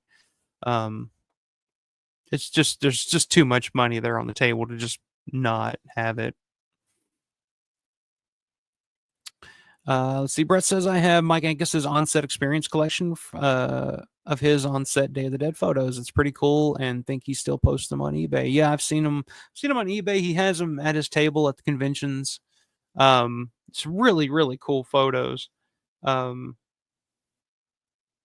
trying to think what. I know he's got like binders full of like old call sheets and all kind. Like, Mike is one of those guys, and he talks about this in the documentary. He talks about he talks about like when he was done filming his stuff for Day of the Dead. It's like they had all the the call sheets and everything on the board, and it's like when they were done, they just take it down, throw it away. And he was like, "Well, I was just like, well, if you're gonna throw it away, like, can I have it?" And I'm like, "Yeah, sure, whatever, take it." So now he's still got all this stuff from the set of Day of the Dead that, um, that now people would fight over. It's pretty cool. Let's see, Rick. Yeah, check out since Synth did the entire Living Dead tour there. Larry's a real pro. Yeah. So yeah, you can check it out, but there's nothing like it. The video is cool, but it's nothing compares to actually being in the mall, like and it's hard to explain, but you'll know. I mean, it's the same experience. I think most everybody. If you're a huge fan of Dawn of the Dead, the first time that you pull up to the mall entrance, it's one set of emotions. And the first time you walk through the doors into the mall, like there's this distinct smell to that mall. I don't know how to explain. I don't want to get too nerdy here, but there's a certain smell to the Monroeville Mall that you just know it as soon as you walk in. It's like, okay, I'm here. This is it. And I swear to God, it's the smell that like I imagined that it would have my entire life. Um, yeah, not to get too nerdy or anything, like I said, but um, yeah, I highly recommend it. Highly, highly recommend it. Larry says, I only wore the appliance about an hour, sadly. I did about 5 takes of my zombie scene. I want to get all of them from Ancas. One take, I lunged at the camera at the end. That was my favorite. Very, very cool. Um, Honestly, I mean, you're acting. It's like before you actually turn, you're acting in terms of like, oh, I don't feel so well. I was pretty impressed with that, Larry. I think you got a future ahead of you, sir. A future in the theater and the arts. Um, let's see. Robert says, didn't they lose the work print of Day of the Dead? Unfortunately, I only have 6 copies of that. Well, I mean that was the rumor that the original elements, the and some of the sound elements for Day of the Dead were lost. But I've heard, I don't know, it's not confirmed, but I've heard rumors that it's actually been found, and that the I don't know who would have them, but the original film elements and stuff have been found. So hopefully, I don't know. Like I said, it's just a rumor. I don't know for sure, uh, but I will say that open mat, the watch along that we did on Halloween, the open mat, 35 millimeter, um, that's on YouTube, looks beautiful. Like it looks so good, which is the beauty of 35 millimeter. Like it's the best to me. Like even better than the Blu-ray releases. Like it's the best that the Day of the Dead's ever looked. Is what I saw. Now, which I didn't get to see it in theaters when it came out, of course, because I would have been swimming around in my dad's balls at the time. Um, but yeah, in terms of like picture quality and the colors pop, I mean it's beautiful. Um, yes, the sights, the sounds, the smells, the Monroeville Mall. That's a T-shirt idea right there, by God. Um,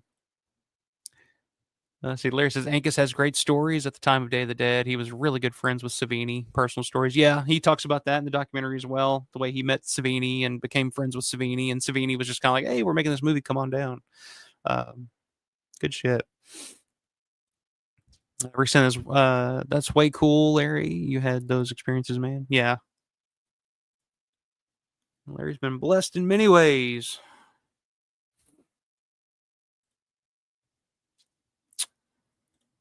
And speaking of Don, has Argento ever done a commentary talking about his cuts and his overall version? I don't know. A lot of the problem with that, a lot of the stuff, like the European releases, like the Italian releases and stuff, a lot of that stuff, there's some commentary tracks on that stuff, but it's in Italian, and there's no subtitles for the commentaries, which sucks. Hopefully, at some point, I don't know if Elon Musk or somebody's working on a translator thing where you can just translate. I don't know. Maybe the shit exists out there. I don't know. I'm just technologically, barbaric or whatever. But yeah, there's so much out there, like interviews and stuff like that, that are just in Italian, and I can't speak Italian, so what the hell? Um, Same with the Night of Anubis work print. Yeah, that's out there. That's on the Criterion release as well. Um, but yeah. So yeah, that's I think that'll do it for me tonight, guys. I appreciate everybody in the chat coming hanging out with me and spending your Saturday night talking a little Romero, talking a little Tony Todd, remembering the great Tony Todd, and we'll continue to celebrate him and honor him by watching his great work that he gave us over the years. Um, but yeah, it's been fun. I appreciate it, everybody. It's a little late, and could use a cigarette right about now, to be honest with you. But hope you guys have a great rest of the night. You can guys check out shop.alpharomero.store. There's some designs on there. I got another one coming out here soon, so check that out. For some cool if you know type designs for Romero fans. So if you're a diehard Romero fan like I am, I think you'll get a kick out of some of them. So check that out, shop.alpharomero.store. As always, if you're new to the channel, if you're checking this out after the fact, if you're watching for the first time, make sure you hit that like button down at the bottom. It helps the algorithms, helps me out, helps get this video in front of more eyes. I don't know how the hell it works, but that's what they say to do. So hit that like button, give it the big old thumbs up, right up the ass. Hit the subscribe to the channel if you're a diehard Romero fan like I am and like all of us are. Notifications bell, never miss a live stream or any video that I put up. It's pretty nifty. I don't do too much. So I'm not going to bother you too much. The bell's not going to go too crazy. But once a week, it'll let you know when the hell I'm coming on here to babble for 2 or 3 hours about George Romero. So if that's something you seem interested in, help your boy out. Hit that notifications bell.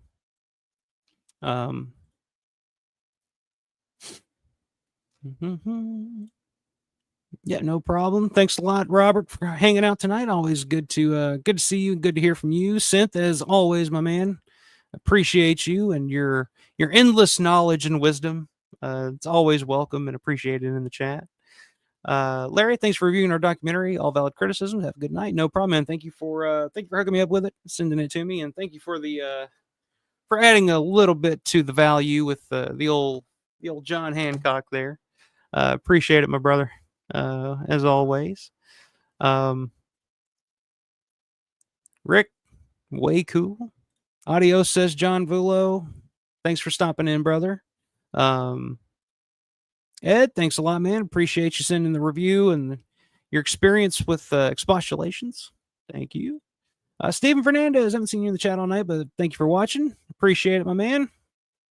Brett, pleasure as always. Always good to see Mr. 1911 Guitar Dude in the chat. But appreciate it, guys. Have a great rest of the night, great rest of the week. And as always, stay scared.